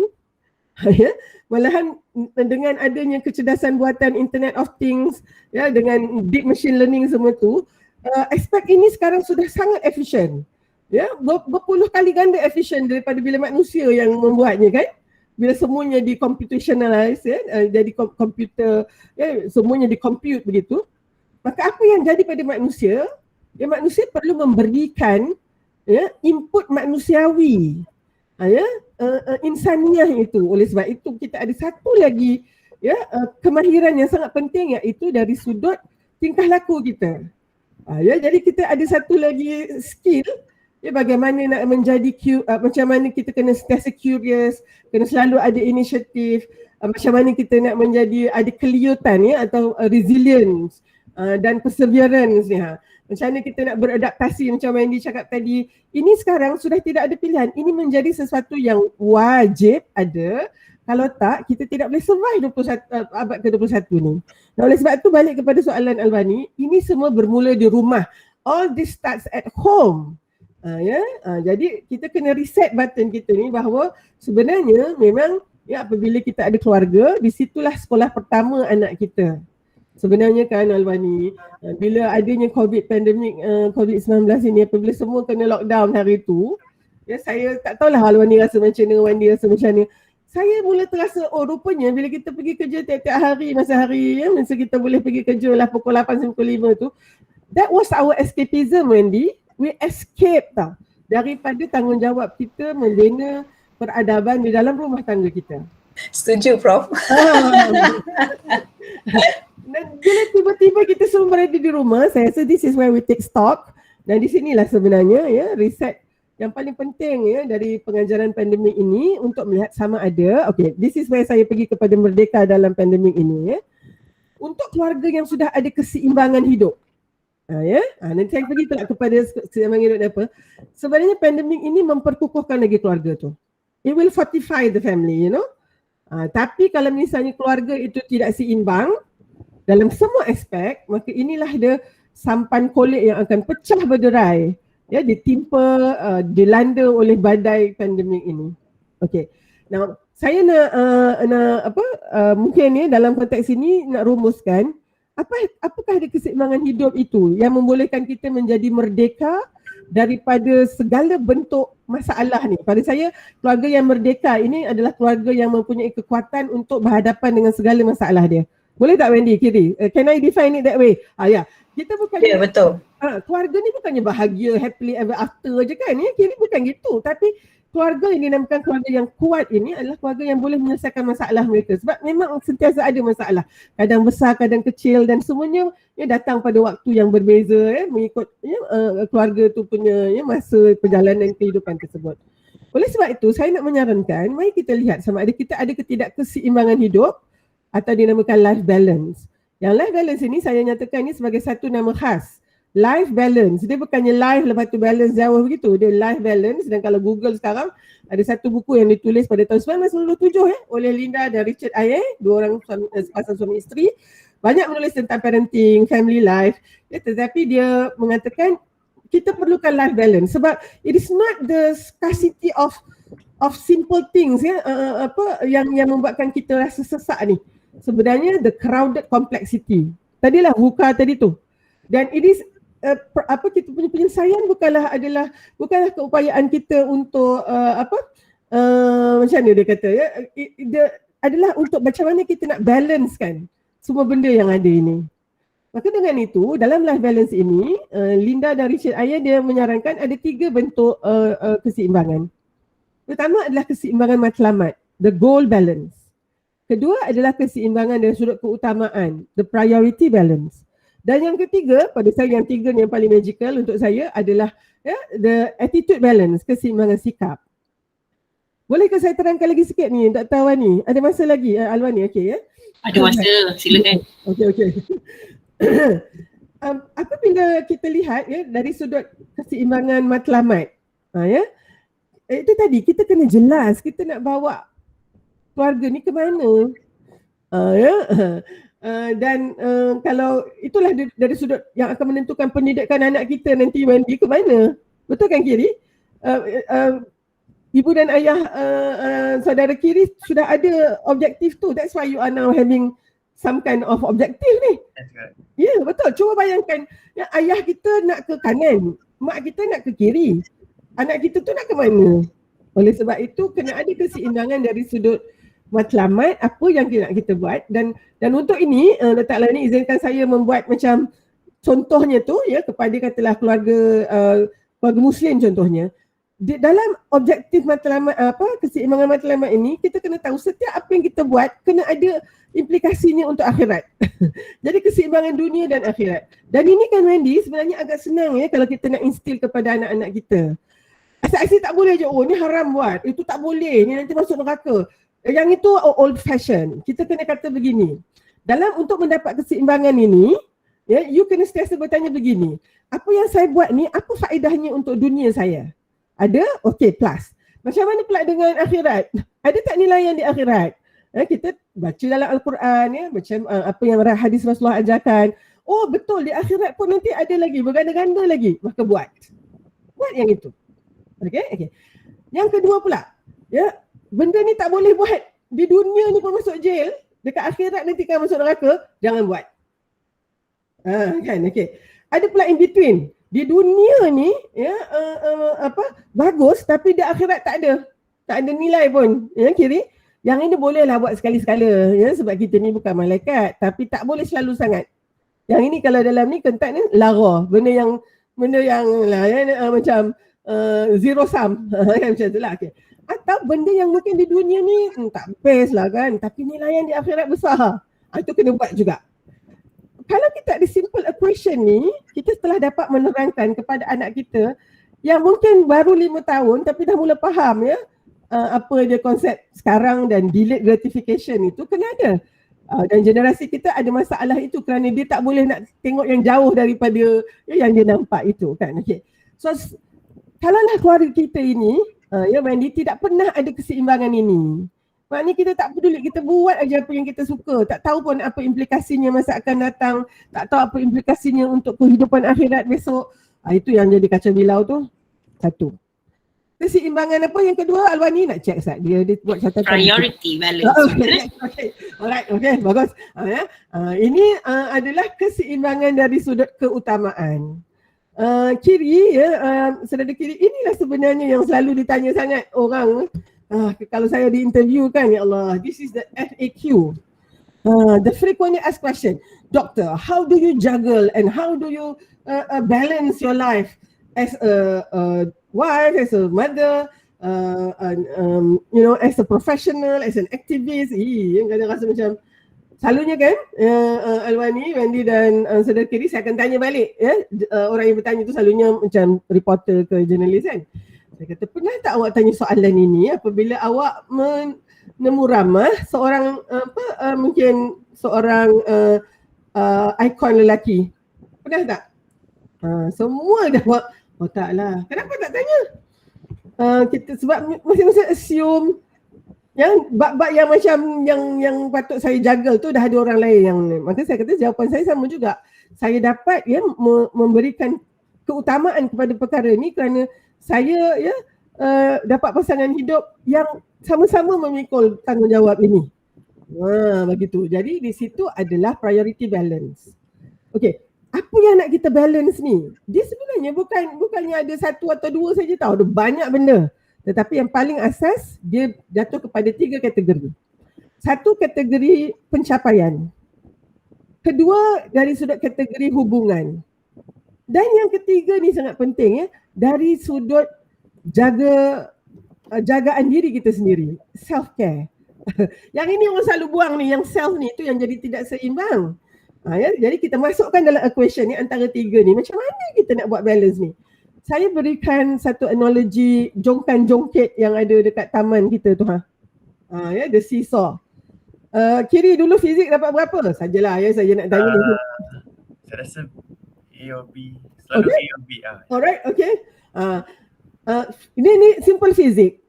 Ingatkan kalau kita nak supaya kedua-dua berat pada jongkan-jongkit itu seimbang, fulcrum itu kena di tengah-tengah dan berat M1 and M2 tu kena sama dan mereka berada pada distance yang sama, D1 dengan D2. Saya ingat lagi cikgu saya buat tu dekat formula tu.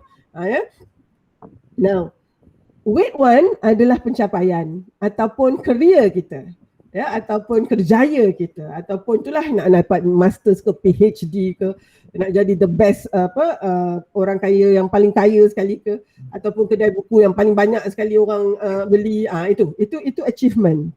Okay, and we define ourselves from there, kan? You are successful ataupun you are a failure tu selalunya dekat situ tu. Okay, M2, berat kedua adalah relationship. Dan di sini adalah hubungan kita dengan ahli keluarga terdekat, dengan saudara mara kita yang extended family dan juga rakan taulan kita yang dekat atau ini. Sekarang dalam adanya virtual world ini, kita ada banyak lagi relationship kat sini yang lebih unik, the virtual relationship tu satu hal lagi pula. Nah, 2 ni selalu begini. Kalau yang ini yang kita beratkan achievement, maka kita akan kuranglah dapat yang relationship tadi. Jadi kalau kita lebihkan relationship, alamatnya kita tak naik pangkat lah Alwan ni, nak dapat Prohmadia pun tak dapat. Tiap-tiap tahun untuk beranak kan Wendy? Orang lain publish kat Q1, Q2, kita ni duk beranak je lah. Itulah kita Q1, Q2 kita. Okay? Nah, macam mana kita nak seimbang ni? Maka ingat fulcrum tadi tu? Fulcrum itu adalah kita. Maka kitalah yang kena mampu bergerak di bawah jongkan-jongkit tadi tu. Maknanya kalaulah masa tu keluarga kita memerlukan kita, maka kita ni fulcrum ni kan Wendy kena datang dekat pada M yang lebih berat supaya D dia kecil. So bila kita M1 times D1 mesti equal to M2 times D2, maka kan M1 yang ringan tadi ditambah dengan D1 yang lebih panjang, maka di situ barulah berlakunya keseimbangan. Yang ini sangat penting ni priority ni. Dan saya kira itu antara, kalau kita lihat seseorang yang berjaya lah sekarang ini sampai kepada satu pencapaian, dia ada keupayaan ini.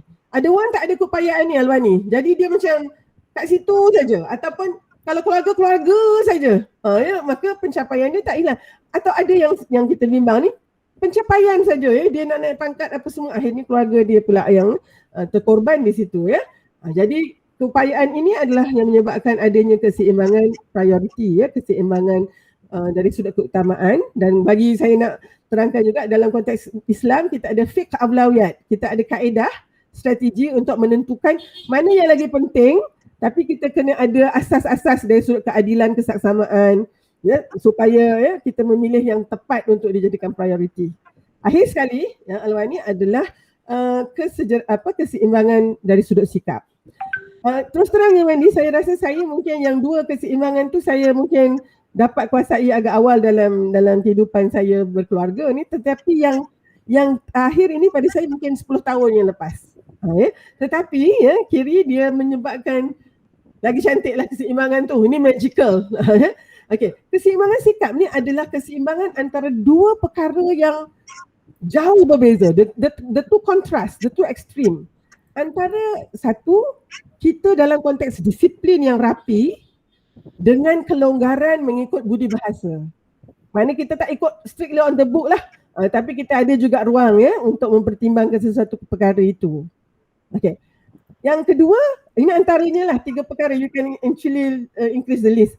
Yang kedua, dalam konteks kemas berstruktur ya, dengan perkara yang spontan dan rawak. Okay, macam kalau library you lah, ya, you ini jadi orang kemas, ya, semua ikutlah dia punya susunan, dia ikut dia punya kategori lah apa semua. Tiba-tiba datang pula Taufan, ya, terlungkup semua you punya shelf atau kabinet buku tu.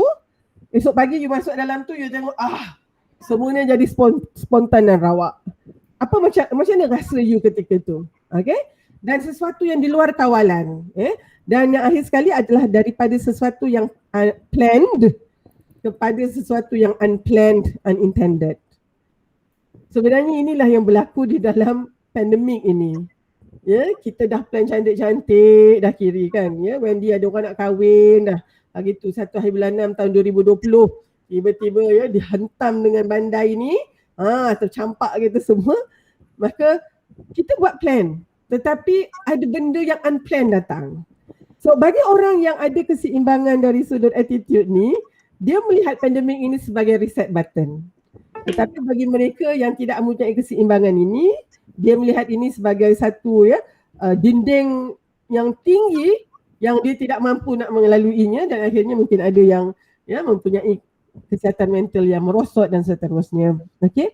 Jadi akhir sekali bagi orang Islam lah ya konteks ini adalah konsep berserah kepada qada dan qadar Allah itu kan. Kita merancang tapi Allah itu lebih pandai dari sudut perancangannya. Ada benda yang kita suka sebenarnya tak berapa bagus. Ada benda yang kita sangat-sangat tak suka, tapi itulah yang kita dapat. Kerana kita yakin bahawa ada the greater and the greatest planner. So bagi ini ya, dalam konteks ini kita akan dapat ya apa yang disebut ya dalam buku tu tak silap saya dinyatakan the spiritual serendipity. Kiri apa dia serendipity? Serendipity tu ya dalam bahasa Melayu yang biasa, apa agaknya serendipity ni? Dia macam penerimaan something. Mungkin rezeki terpijak kot pada saya lah. Kan selalu sebut rezeki terpijak ataupun accidental happiness dia panggil. And it is spiritual serendipity because you don't plan that. You know where the word serendipity comes from? Dia ada cerita dia. It's very interesting kan dari sudut linguistik ni. There was once a king, a prince Serendip who has to sail the 7 seas to find ada ubat untuk bapaknya yang sedang gering ya. Tapi dia dapat ni lah ya, dilanda oleh badai taufan berhari-hari, akhirnya dia terdampar di satu pulau. Patutnya dia pergi ke satu pulau lain, tetapi dan dia sangat merasa sedih, duka cita. Rupanya di situ ada tumbuh satu pokok yang lebih baik untuk mengubat bapak dia tu. So jadi that's why dipanggil serendipity. It's an accidental happiness. Dan di sinilah ya kalau kita lihat sikit lagi ni hadis yang ya, pada saya hadis ini satu yang sangat memberikan motivasi apabila Rasulullah kata ajaba li amril mu'min, miraculous is the affair of the believers. Mengkagumkan, ajaib takjub kehidupan orang yang beriman, semuanya baik kepadanya hanya kerana dia beriman. Apabila dia berikan dia nikmat, kesenangan, dia syukur, itu baik untuknya. Dan bila dia ditimpa ujian musibah, dia sabar dan itu juga baik untuk dia. Jadi kan tak ada apa-apa pun yang tak elok untuk kita tu. Dan di situlah sebenarnya keseimbangan sikap itu membantu kita untuk berhadapan dengan segala masalah, macam mana berat dan macam mana ringan sekalipun. Akhirnya pesanan saya, sabar itu tiada batasan. Syukur itu pula mesti perlu berterusan. Ya, sabar dan sabar lagi. Ya, syukur tu pula kalau benda baik pun kita syukur. Ya, alhamdulillahillazi binikmati tatimmu solihat, ya. Dan juga kalau ada masalah kita kata alhamdulillah juga, tapi alhamdulillah ala kulli hal. Ya, so saya rasa akhir sekali saya harap mudah-mudahan keseimbangan inilah nanti yang akan memerdekakan kita dalam konteks pandemik yang ada ini. Wallahu a'lam. Baik, terima kasih. Nampaknya Prof Har sudah pun merumuskan aspek yang dikupas tadi. Saya nak minta juga 1 minit dari para ahli panel yang lain untuk merumuskan, bermula dengan Dr. Wandi dan diikuti dengan saudara Kirin. Silakan. Okay, terima kasih Dr. Awani. I was enjoying myself, bila saya mendengar daripada Prof. Memang sangat enjoy dan banyak saya dapat belajar daripada Prof. Okay, so jadi kesimpulannya saya, sebab tadi banyak perbincangan yang saya fokuskan adalah dalam bidang pendidikan kan. So jadi berbalik kepada situ juga, kesimpulannya saya rasa kita perlu memberi fokus kepada maksud dan pendekatan pendidikan yang sebenarnya. Pendidikan sebenarnya adalah untuk kebahagiaan anak kita. So jadi kebahagiaan, apakah yang dimaksudkan dengan kebahagiaan di sini? So jadi dia sebenarnya bermaksud pendidikan yang bukan sahaja kita fokus kepada hard skills. Hard skills tu penting, tetapi dalam abad yang ke-21 ni, seperti yang telah diceritakan oleh Prof. Hal tadi, dia bukan kepada hard skills sahaja, tetapi ia juga, pendidikan juga mesti dapat membentuk kemanusiaan seseorang tersebut. Iaitu WUKA tadi yang kita baru belajar hari ini, the virtues. How can the education memupuk nilai-nilai yang baik? The virtues, understanding, compassion, courage, agility, adaptability dengan attitude yang betul. So bagi saya inilah matlamat sebenarnya pendidikan yang kita harus harus ingat, dan juga inilah yang sebenarnya pandemik telah membawa kita supaya kita reset button kita untuk melihat balik apakah matlamat utama pendidikan kita. Dan selain daripada itu, kita juga harus sedar bahawa pendidikan adalah hak asasi manusia, is a human right. That's anak kita berhak mendapat pendidikan yang berkualiti, pendidikan yang sempurna dan pendidikan yang inklusif. Itu adalah benda yang kita kena ingat juga. Oleh itu kita perlu berusaha untuk sorry, ada yang bercakap ke? Prof, Datuk Prof terlupa untuk okay.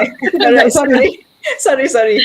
So okay, so saya sambung. So oleh itu perlu ada usaha daripada pemegang taruh untuk memberi keutamaan kepada cabaran pendidikan yang tercermin oleh pandemik ini. So jadi sempena menyambut Hari Kemerdekaan Negara kita yang ke-64 dan bertemakan Malaysia Prihatin, saya ingin mengambil kesempatan ini untuk mengucapkan Selamat Hari Merdeka kepada semua warga Malaysia, dan marilah kita mengamalkan semangat dan cara hidup yang betul-betul prihatin. Bagaikan bulat air kerana pembentung, bulat manusia kerana muafakat. So jadi kita perlu prihatin kepada setiap warga negara kita, terutamanya warga guru, warga guru, termasuklah warga pensyarah di universiti, sebab topik yang banyak kita fokuskan hari ini, saya lah terutama, adalah pada aspek pendidikan. Dan kita juga perlu prihatin kepada semua pelajar kita daripada prasekolah, anak-anak kita daripada prasekolah sehinggalah ke universiti, kerana mereka lah yang menjadi yang bakal menjadi pemimpin negara kita, dan mereka sebenarnya merupakan satu generasi yang sangat-sangat unik. Kerana hanya generasi inilah yang pernah melalui era pandemik. Dan oleh itu mereka akan menjadi satu generasi yang mempunyai daya tahan yang tinggi dan kreatif, dan kerana mereka telah melalui cara hidup norma baharu dan bentuk pendidikan yang tidak konvensional. So our current young people is actually a very special group of people. So akhir kata, hargailah hidup setiap individu setiap hari dan menjadilah seorang yang prihatin dengan sikap tolong menolong, dengan jiwa kita, jaga kita, kerana sikap prihatin inilah yang akan membawa kesejahteraan dan keharmonian di negara kita. Dan I just would like to end by this word, by this quotation by Rumi. He says, "Yesterday I was clever. So I wanted to change the world. So today I am wise. I am changing myself. So everything starts from me. Yes. Salam Merdeka. Ya, salam merdeka. Terima kasih padu Dr. Wendy. Teruskan kepada saudara kiri. Okay. Buat masa seminggu atau 2 ni, saya lebih berfokus kepada pembawaan atau pengasingan lah. Pengasingan masalah negara dan kerajaan. Orang tak faham tau. sebab orang-orang belia dan yang muda. Muda tu maybe I say 35 dan ke below kan. So mereka sangat marah. So mereka mula mencerminkan kemarahan tu pada negara. So saya rasa itu sesuatu yang sangat-sangat memarahkan saya lah. Saya tak pasti orang lain. Tapi sebab contohlah bendera dihitamkan, ada yang biasanya dulu kalau election ada satu lagi mereka tukar turn it upside down kan, turn the flag upside down, so terbalikkan bendera. So saya rasa ini semua kerja gila. So buat masa ni saya berfokus pada bagaimana kita boleh mengurangkan masalah ni. Masalah yang short term sebenarnya sekejap je tapi penting sebab dah merdeka kan. Nanti 31st mesti ada orang yang akan buat pelbagai movement yang kononnya rebel tapi dia membuat orang tak berpegang padanya. Maksudnya dia membuat orang tak suka pada dia. Macam mana nak menarik orang untuk berfokus pada masalah kalau orang tak suka kan. So itu sebenarnya dari segi perbukuan atau penerbitan buku, saya berfokus untuk saya sudah membawa buku-buku China dalam bahasa Melayu dan kini dah bawa satu buku India, Tamil lah ke bahasa Melayu. Tapi sebenarnya lebih berfokus pada buku-buku luar negara. Saya rasa bahasa masih satu alat perbudakan yang bagus. So walaupun tidak melibatkan diri dalam NGO atau parti politik, masa muda ada dapat beberapa tawaran, tapi memang menolak, dan saya rasa saya buat sebaik mungkin dari industri buku lah. Dan terima kasih kepada peluang yang ditawarkan pada pagi ini. Terima kasih banyak. Jangan lupa para hadirin sekalian, termasuk saya juga, bezakan di antara negara dan kerajaan. Dan tahniah saudara Kirin kerana terus berkarya melalui perjuangan pena dan segala yang berkaitan dengan buku itu adalah satu perjuangan yang harus diperkasakan dan dimartabatkan sentiasa. Salam merdeka dari saya. Sebelum itu kita ada soalan sebenarnya. Kita ambil satu soalan di sini, mungkin dari Facebook ataupun YouTube, saya tak pasti. Soalan ni saya buka kepada mana-mana speaker yang ingin menjawab. Apakah langkah yang boleh dilakukan oleh pihak kerajaan bagi membantu lepasan graduan untuk merasai merdeka dari sudut ekonomi, khususnya dalam mendapatkan pekerjaan tak kala kebanyakan syarikat struggle dalam mendepani musim pandemik? Okay, soalan tu ada di ruangan chat ya. Kalau saya baca terlampau laju, boleh dilihat semula. Dan silakan mana-mana sahaja ahli panel yang ingin menjawab persoalan tersebut. Terima kasih. Kita minta anak muda dululah yang jawab. Saya last. Kiri, saudara kiri dulu. Saudara kiri dulu memberi jawapan dengannya, pandangannya.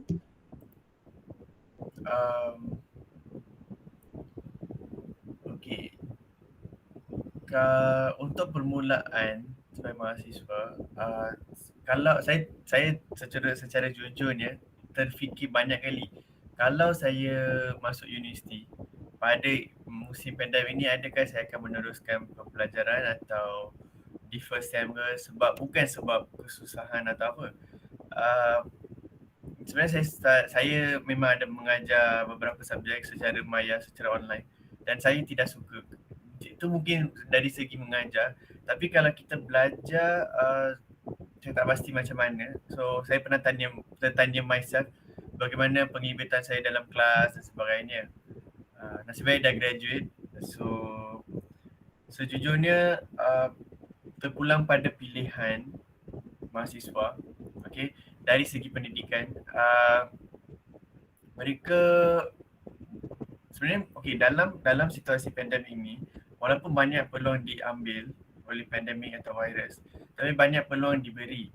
Dan kalau kita bosan dengan, contoh bukan bosan dengan ajaran lecturer pensyarah, maksud saya bosan dengan situasi pembelajaran maya ni kan. Kalau bosan dengan online ni, kita boleh melebihkan aktiviti, event, ada banyak sangat aktiviti, tak kira dari perbukuan dan pelbagai aktiviti yang berfaedah yang kita boleh masuk untuk menukar kita punya sistem. Sekejap, kita semua orang daripada pendengar ni mesti tak suka rutin kan. So walaupun tengok rutin juga, tapi kebanyakan kita tak suka rutin. So kalau boleh selalu melibatkan diri dalam pelbagai penglibatan. Dan dalam Twitter pun ada beberapa ruang atau spaces yang saya rasa sangat bagus untuk remaja dan muda-muda, orang yang muda lah. Okay. Yang tu tentang pembelajaran, tapi macam mana pula dengan peluang pekerjaan dari segi meningkatkan ekonomi? Ya. Okay, dari sudut peluang pekerjaan, pada waktu sekarang memang ada polemik. Okay, belajar untuk apa yang ditawarkan oleh ekonomi atau peluang pekerjaan yang ada, atau kita belajar dan contoh doktor kan. So ada banyak isu doktor dan kebanyakan orang dah mula menghentikan cita-cita untuk menjadi doktor contohnya. Tapi saya rasa sebenarnya itu terlalu drastik. Dan apa yang saya rasa mereka perlu meneruskan minat. Okay, apabila kita ada minat, kita akan mengejar kemajuan dalam bidang tersebut. So apabila kita ada minat dan kita boleh menambah kemahiran dan ciri-ciri yang baik pada diri kita, so peluang pekerjaan tu mesti ada. Dan jangan lupa bahawa kita selalu ingin atau selalu perlu menggantikan orang-orang yang berusia dalam industri tersebut. So memang ada peluang, cuma saya faham isu-isu pandemik ni akan melambatkan atau mengurangkan peluang pekerjaan, tetapi saya harap-harap tidak, tapi saya sangat berharap pandemik ni akan berakhir pada tahun ni lah. Saya sangat berharap. Baik, terima kasih Saudara Ding. Kita teruskan dengan Dr. Mandi. Ya, terima kasih pada soalan yang ditanya. Pada pendapat saya rasa soalan pokoknya sebenarnya bukan apa yang kerajaan boleh lakukan untuk memberi peluang pekerjaan kepada para graduan kita. Bagi saya, sebab kalau kita tengok sekarang kerajaan sebenarnya telah melakukan banyak inisiatif, banyak inisiatif dari segi mewujudkan peluang keusahawanan untuk pelajar kita. Sebab kita sedia tahu banyak syarikat juga struggle, sebab dalam soalan tadi pun memang dah kata banyak syarikat memang struggle, tak kira lah syarikat kerajaan ataupun syarikat swasta memang struggle. So jadi kalau syarikat ni dah struggle, mereka memang tak ada apa orang kata tempat kosong ataupun jawatan kosong yang boleh yang kita boleh bagi dengan para graduan. So jadi it's about egg and chicken punya story lah, kita dapat egg dulu ataupun chicken dulu ataupun chicken ataupun egg. So jadi bagi saya soalan pokoknya sepatutnya adalah, adakah kita sebagai para graduan, adakah kita dapat mewujudkan peluang pekerjaan? Sebab sekarang kalau kita lihat, bila kita sebut tentang pekerjaan dari segi ekonomi, dia bukan sekadar nak bekerja dengan majikan, tetapi dari dalam aspek pekerjaan ni, dia dalam banyak bentuk yang kita boleh lakukan. Sebagai contoh di Universiti Melaya kita ada satu kursus, iaitu kursus keusahawanan. So walaupun dalam zaman pandemik, dalam musim pandemik ini, pelajar kita yang mengambil kursus keusahawanan itu, mereka dapat dalam satu semester tu, mereka dapat mengauk keuntungan sebanyak 12,000 daripada benda-benda yang dia fikirkan dia boleh lakukan secara kreatif. So jadi soalannya, adakah kita boleh menukar sikap ataupun sikap minda kita daripada kebergantungan kepada kerajaan untuk mewujudkan peluang pekerjaan kepada kita, kepada satu sikap ataupun satu minda, orang kata anjakan paradigma kita, kepada satu minda di mana kita fikirkan bagaimana kita dapat meluangkan ataupun kita dapat mewujudkan ataupun kita dapat mencari peluang pekerjaan ya dalam bentuk keusahawanan. So I think it's a mindset. Ya, kalau kita dapat tukar cara pemikiran kita daripada mengharapkan peluang pekerjaan kepada kita mewujudkan peluang pekerjaan tersebut, ya, dengan kita ataupun dengan rakan-rakan kita dan macam-macam lah cara yang kita dapat mewujudkan peluang tersebut. I rasa perkara ni sebenarnya dapat diatasi. Ya, dan satu lagi yang saya nak sampaikan di sini adalah yang penting adalah kita bukan sahaja nak mengharapkan kerajaan untuk memberi peluang ataupun mencarikan kerja untuk kita, tetapi bagaimana dapat mewujudkan peluang untuk meningkatkan kemahiran kita. So bila kita ada sesuatu kemahiran, kita boleh menggunakan kemahiran tersebut untuk mewujudkan banyak lagi berbagai jenis peluang pekerjaan yang ada di dunia luar. So jadi yang penting bahasa Inggeris kita kata we don't give them a fish but we teach them how to fish. So bagi saya itu adalah lagi penting dan itu adalah lagi mampan, is more sustainable in that sense. So itulah pendapat saya, pandangan saya terhadap soalan tersebut. Baik, terima kasih banyak. Cari cara untuk berkreativiti. Dan saya ingat dekat saya tinggal di Nilai dan antara graduan musim yang memberi kejutan semasa pandemik ni adalah perniagaan Kokoja sampai menjadi jutawan dan juga banyak lagi sebenarnya. Tudung pun ada dan yang popular sekarang di kalangan masyarakat Nilai, panat sandwich. Ini bukan promosi tapi memang sedap. Okey, itu antara usaha. Prof Datuk Har, saya nak melontarkan soalan lain yang ada lagi ni sebenarnya, tapi soalan ni akan dibacakan oleh Ahmad. Dia kata panjang. Ahmad, silakan. Boleh saya tanyakan sebab ni soalan ni agak panjang, dari Amir Aiman, kurungan anak murid Dr. Alwani. Saya Dr. Alwani lah yang jawab. Dia anak murid Dr. Alwani. Kita tanya kepada panel ke siapa tak tahu. Saya tertarik dengan perbincangan berkenaan pendidikan dari sudut jangka panjangnya. Saya melihat orientasi sistem pendidikan adalah sentiasa berorientasikan peperiksaan. Itu hakikat yang kita kena telan. Kita tengok sistem kita, kalau nak masuk universiti kena lulus SPM contohnya. Bila masuk universiti pula kita dikejar dengan pointer. Tapi bila habis universiti nak masuk alam pekerjaan, tiba-tiba company kata pointer tak penting. Jadi saya lihat ini suatu sistem yang tiada keselarasan. Soalannya, adakah sistem pendidikan negara ini perlu dirombak sepenuhnya untuk memastikan kita merdeka dari orientasi peperiksaan? Silakan Prof Datuk tu dia. Tak sabar nak jawab tu. Saya nak perkenalkan sikit Amir, jangan lari Amir kat mana tu. Mungkin dia dekat YouTube. Amir dia ada hal sikit. Tapi ni pemimpin pelajar ni, antara pelajar yang sangat kritis, sangat kreatif. Baik.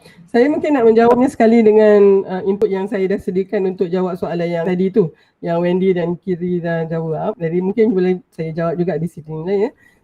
Saya kira bahawa sememangnya dia memang perlu diubah, di reset, di overhaul, apa lagi nak katakan ya, ditransformasi, kerana sistem pendidikan yang ada ini kalau kita berterusanlah begini, kita akan kerugian besar ya, sebab kita tidak dapat menyediakan generasi akan datang itu dengan kemahiran yang diperlukan. Dan sekarang pun kita sudah ada nampak kesenjangan itu ya, apabila universiti ataupun institusi pendidikan menyediakan pelajar untuk begini, tetapi nanti bila untuk diambil bekerja dia nak yang begitu. Jadi sampai bila pelajar kita nak menjadi mangsanya, dan nanti semuanya menjadi individu marah-marah kan.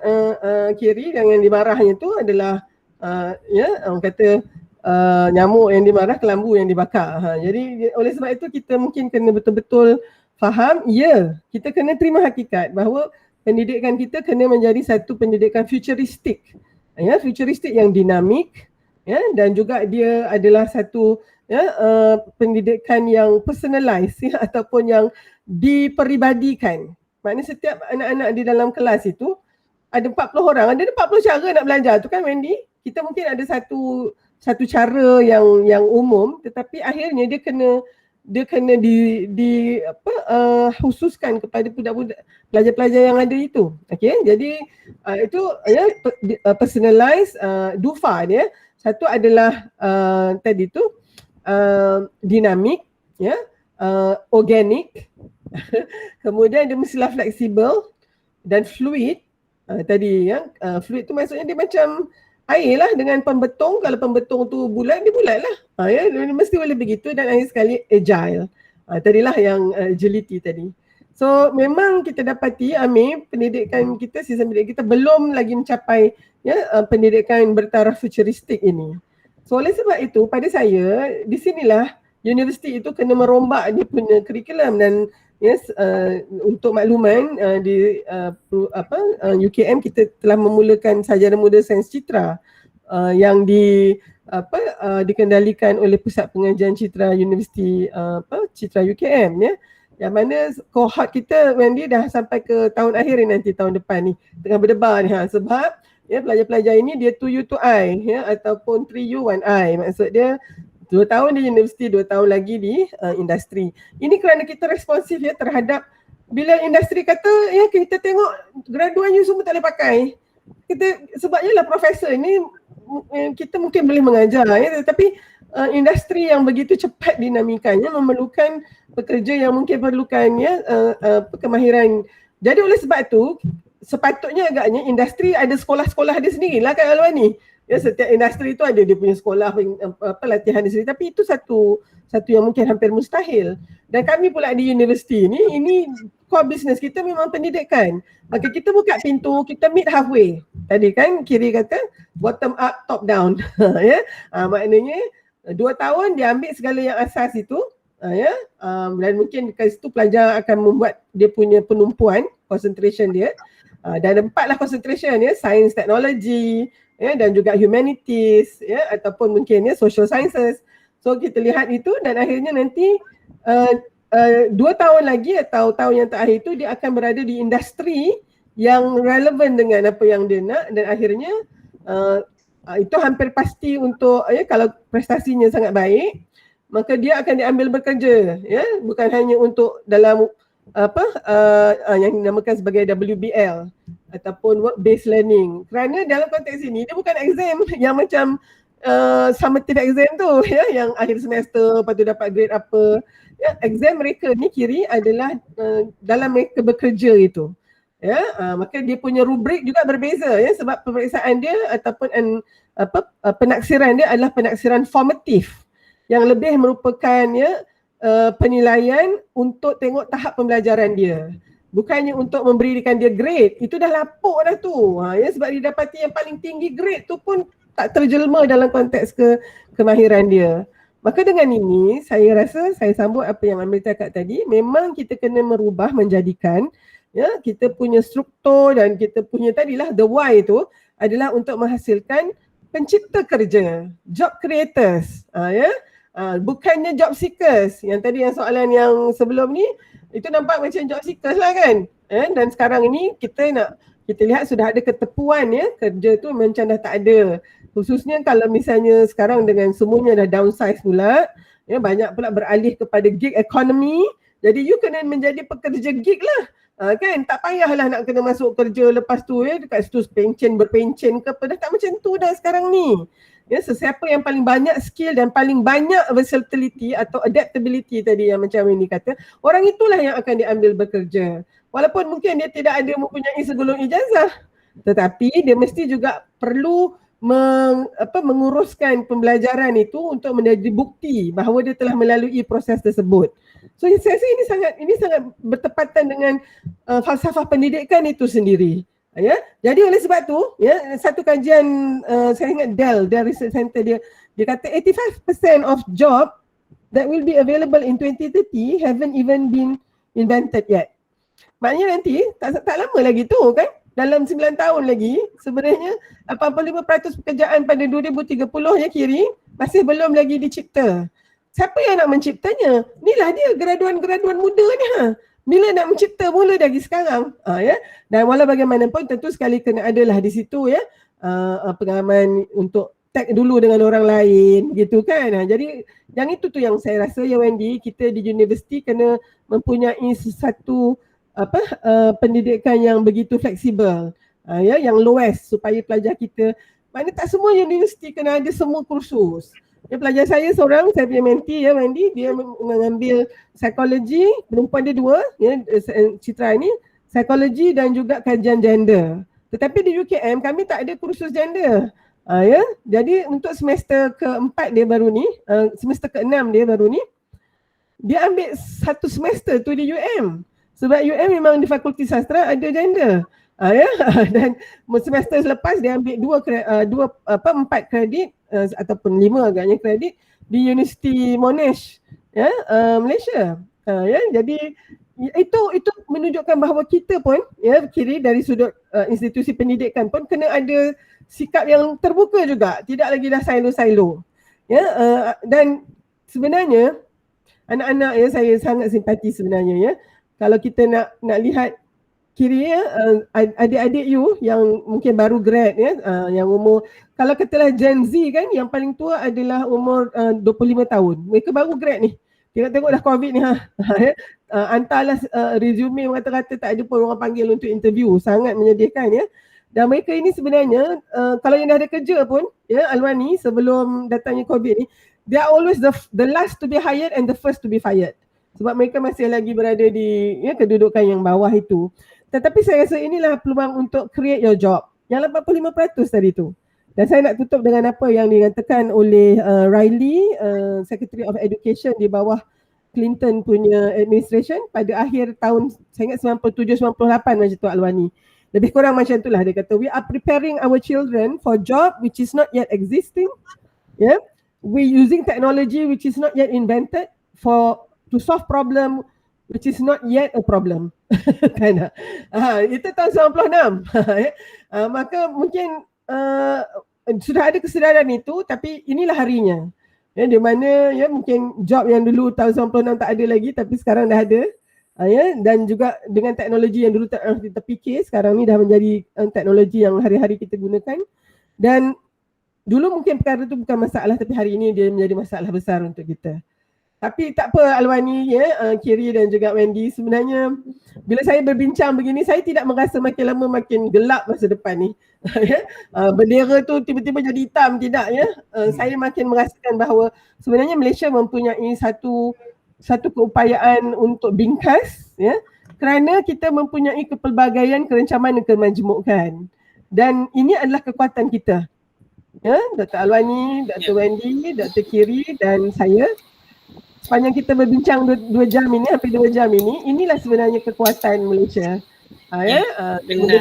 Mendengar Wendy punya tu, Kiri punya, ya, bahawa inilah tanah tumpah darah kita, kita jaga kita. Saya akan jaga Alwani, Kiri dan juga Wendy dengan nyawa saya.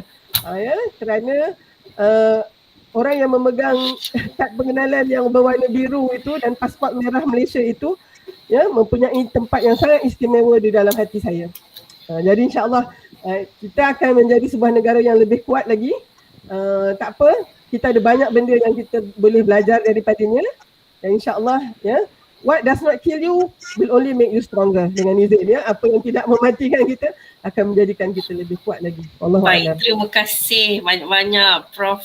Datuk Dr. Har untuk kupasan, kesimpulan, jawapan yang sangat-sangat strategik pada masa ini. Tak sangka, ya, sebenarnya kita menganggap bahawa pandemik dalam musim merdeka ni sebenarnya terlampau gloomy, gelap, kelabu.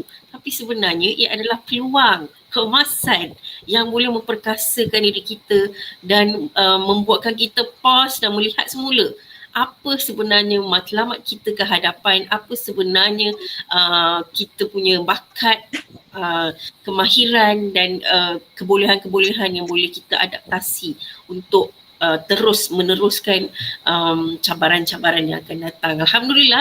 Jadi dengan berakhirnya jawapan tadi, berakhirlah juga forum kita pada hari ini. Dengan ini saya sebagai moderator memohon ampun seandainya ada tutur kata saya tidak enak didengar ataupun sebarang kesilapan yang saya tuturkan sepanjang program berjalan. Saya juga mengucapkan ribuan terima kasih kepada para pendengar dan juga khususnya untuk ahli panel yang sudi menyertai perbincangan kita pada hari ini. Dengan itu kita tutup bacaan dan kita tutup forum kita pada hari ini dengan bacaan surah Al-Asr dan tasbih kafarah.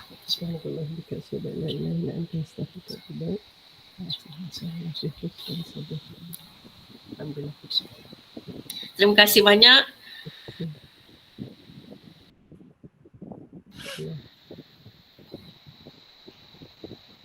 Okey, kepada para panel, insyaAllah Ahmad akan menghubungi untuk urusan lanjut. Terima kasih sekali lagi ucapkan kepada semua. Assalamualaikum warahmatullahi wabarakatuh. Terima Salam kasih sejahtera. banyak. Okey. Waalaikumsalam warahmatullahi wabarakatuh. Terima kasih Dr. Ros. Terima kasih. Terima kasih. Terima ahli kasih panel. semua. Terima kasih Wendy, Kiri. Terima kasih Dr. Prof. Nice to meet you. Okay. Terima kasih Kiri. Terima Okay. kasih Dr. Awani. Terima Kita kasih. jumpa dalam WhatsApp group pula. Ya, betul. Terima kasih. Thank you. Take care. Stay safe. Bye-bye. Bye.